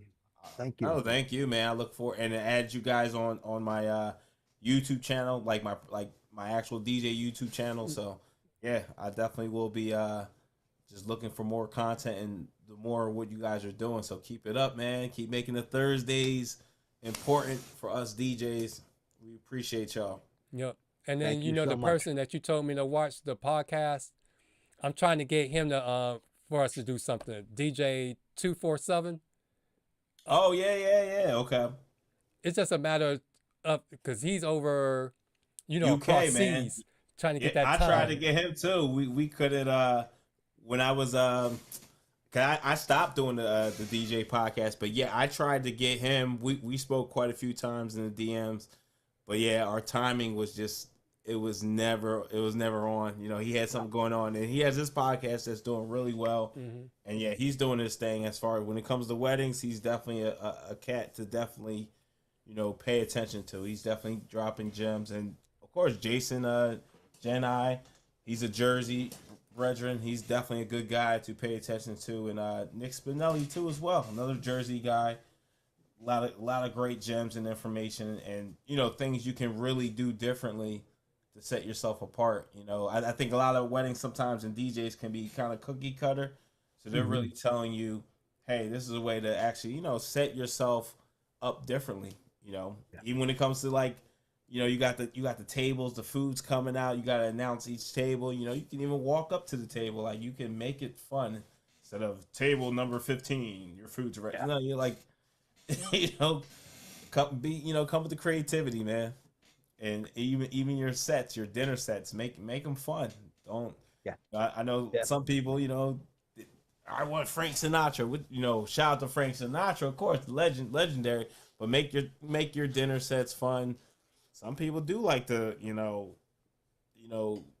tap their feet and move a little bit during dinner. So definitely make your sets fun. Sometimes we might play the same wedding set for the past 5 weddings, and it's like, no, switch it up. Break it up somehow, some way. I mean, like you said, every wedding is different. Absolutely. You gotta change, Yeah, you can't play Bruno Mars every wedding, No, exactly. Did you see Nick's recent video? No, I haven't. No. I get the impression it seems like, I don't know if he wants to break away from SCE and just do his own thing now. It just he that impression. He could have been broke away like years ago. Yeah, he's doing his thing, and it's funny because I was doing stuff with Crate Hackers up until January of this year, but I know he's partnered with Crate Hackers as well. But yeah, I mean he might as well. I mean it's funny. He actually used to be with this company called BME, which is about 15 minutes from where I live, and I actually what's his name? I can't even. I actually met the owner of BME. I was actually supposed to have my baby shower at they actually have their own event venue space and everything. Mm-hmm. He was telling me Bob Morgan. He was telling me the whole how he started off with them first, like learn how to do everything, and then he went to SCE. So that last video, I'm like, he might. I think he should, and he definitely would earn. I mean, I'm pretty sure he makes really good money with SCE. But imagine if he was on his own. Oh yeah. I mean, he could actually have DJs working for him. Absolutely. He could be sitting back and saying, "Hey, if you want me, this is my ticket price. Right. I have other DJs and underneath." That's funny. I wanted to do that because, again, I did like the wedding scene, but man, it was a lot. Like I never had an assistant or anything, so I would get 3 hours early, set everything up. But it was the end of the night. It was like, oh my god, you're dragging. Oh yeah. It would take me a while, man. It'd take me like over an hour to like pack everything up. Some of these events I do now, it's like I'm out of there in like less than 15 minutes. Like I'm not even I'm out of there, and I'm my nice 2-hour drive home. But yeah, some of the like my last wedding I did a wedding last year, the day after my son was born, and how's he doing? It was my last one. I was like, I'm retired after this, but that was like, it was like 95 degrees outside. It was, I almost like fainted too, man. Like, it was so hot. How's your son doing? He's good, man. That's an after party. That's an after party thing. Cause I was trying not to cut you off, but yeah, we gotta go. All right, fellas, man. I definitely will check in with y'all. Thank you. Bring me back. Yeah, definitely. And I'm gonna use. Is it okay if I chop up some of these clips, man? Yep. And then I'm gonna send you a collab. Okay. Link cool. With YouTube. Then therefore the video will be on your timeline, your channel too. I appreciate. You know what? Can you? I just add you guys on my new page, the DJ Reese. No Stress on Entertainment. Can you that page? Can you do it to that page? Because I really don't even use We Create the Vibes like that anymore. All right, just No Stress one. Okay. Yeah, DJ Reese, No Stress. I just added y'all maybe like 40 minutes ago. Okay. I first was watching on the other page. I'm like, no, let me add y'all on the newer page. Yep. Cool. The page that Mikey Mike, the page you commented on. That page. Yeah. I like that. I like that slant behind you, No Stress Zone. Yes, man. I appreciate y'all, fellas. Hey, I would love to come back. So, definitely we're gonna have you back, man. Definitely. Yep. All right, man. Good luck with your for gig, those man. That's Do your asking thing. about the after show, I'll send you a link. And y'all got an after show tonight for a little bit. Yep. Okay. So yeah, we just stay on, but I send the Zoom link to like Buddy and the rest of them that want to come. Okay. Yep. Okay. With that said, I hope everyone have a great week or weekend, and make sure to go out there and crush those gigs. And remember, before it's time to spin, you gotta first cue it up. See you all next week.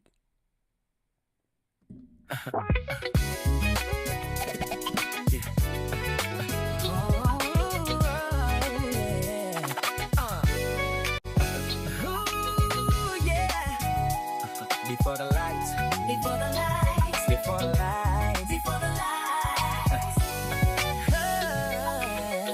before the lights, before the packed dance floors, before the name queued up, would mean anything. Been hustling over 30 years, working every single day. Music wasn't just a job, it was built in my DNA.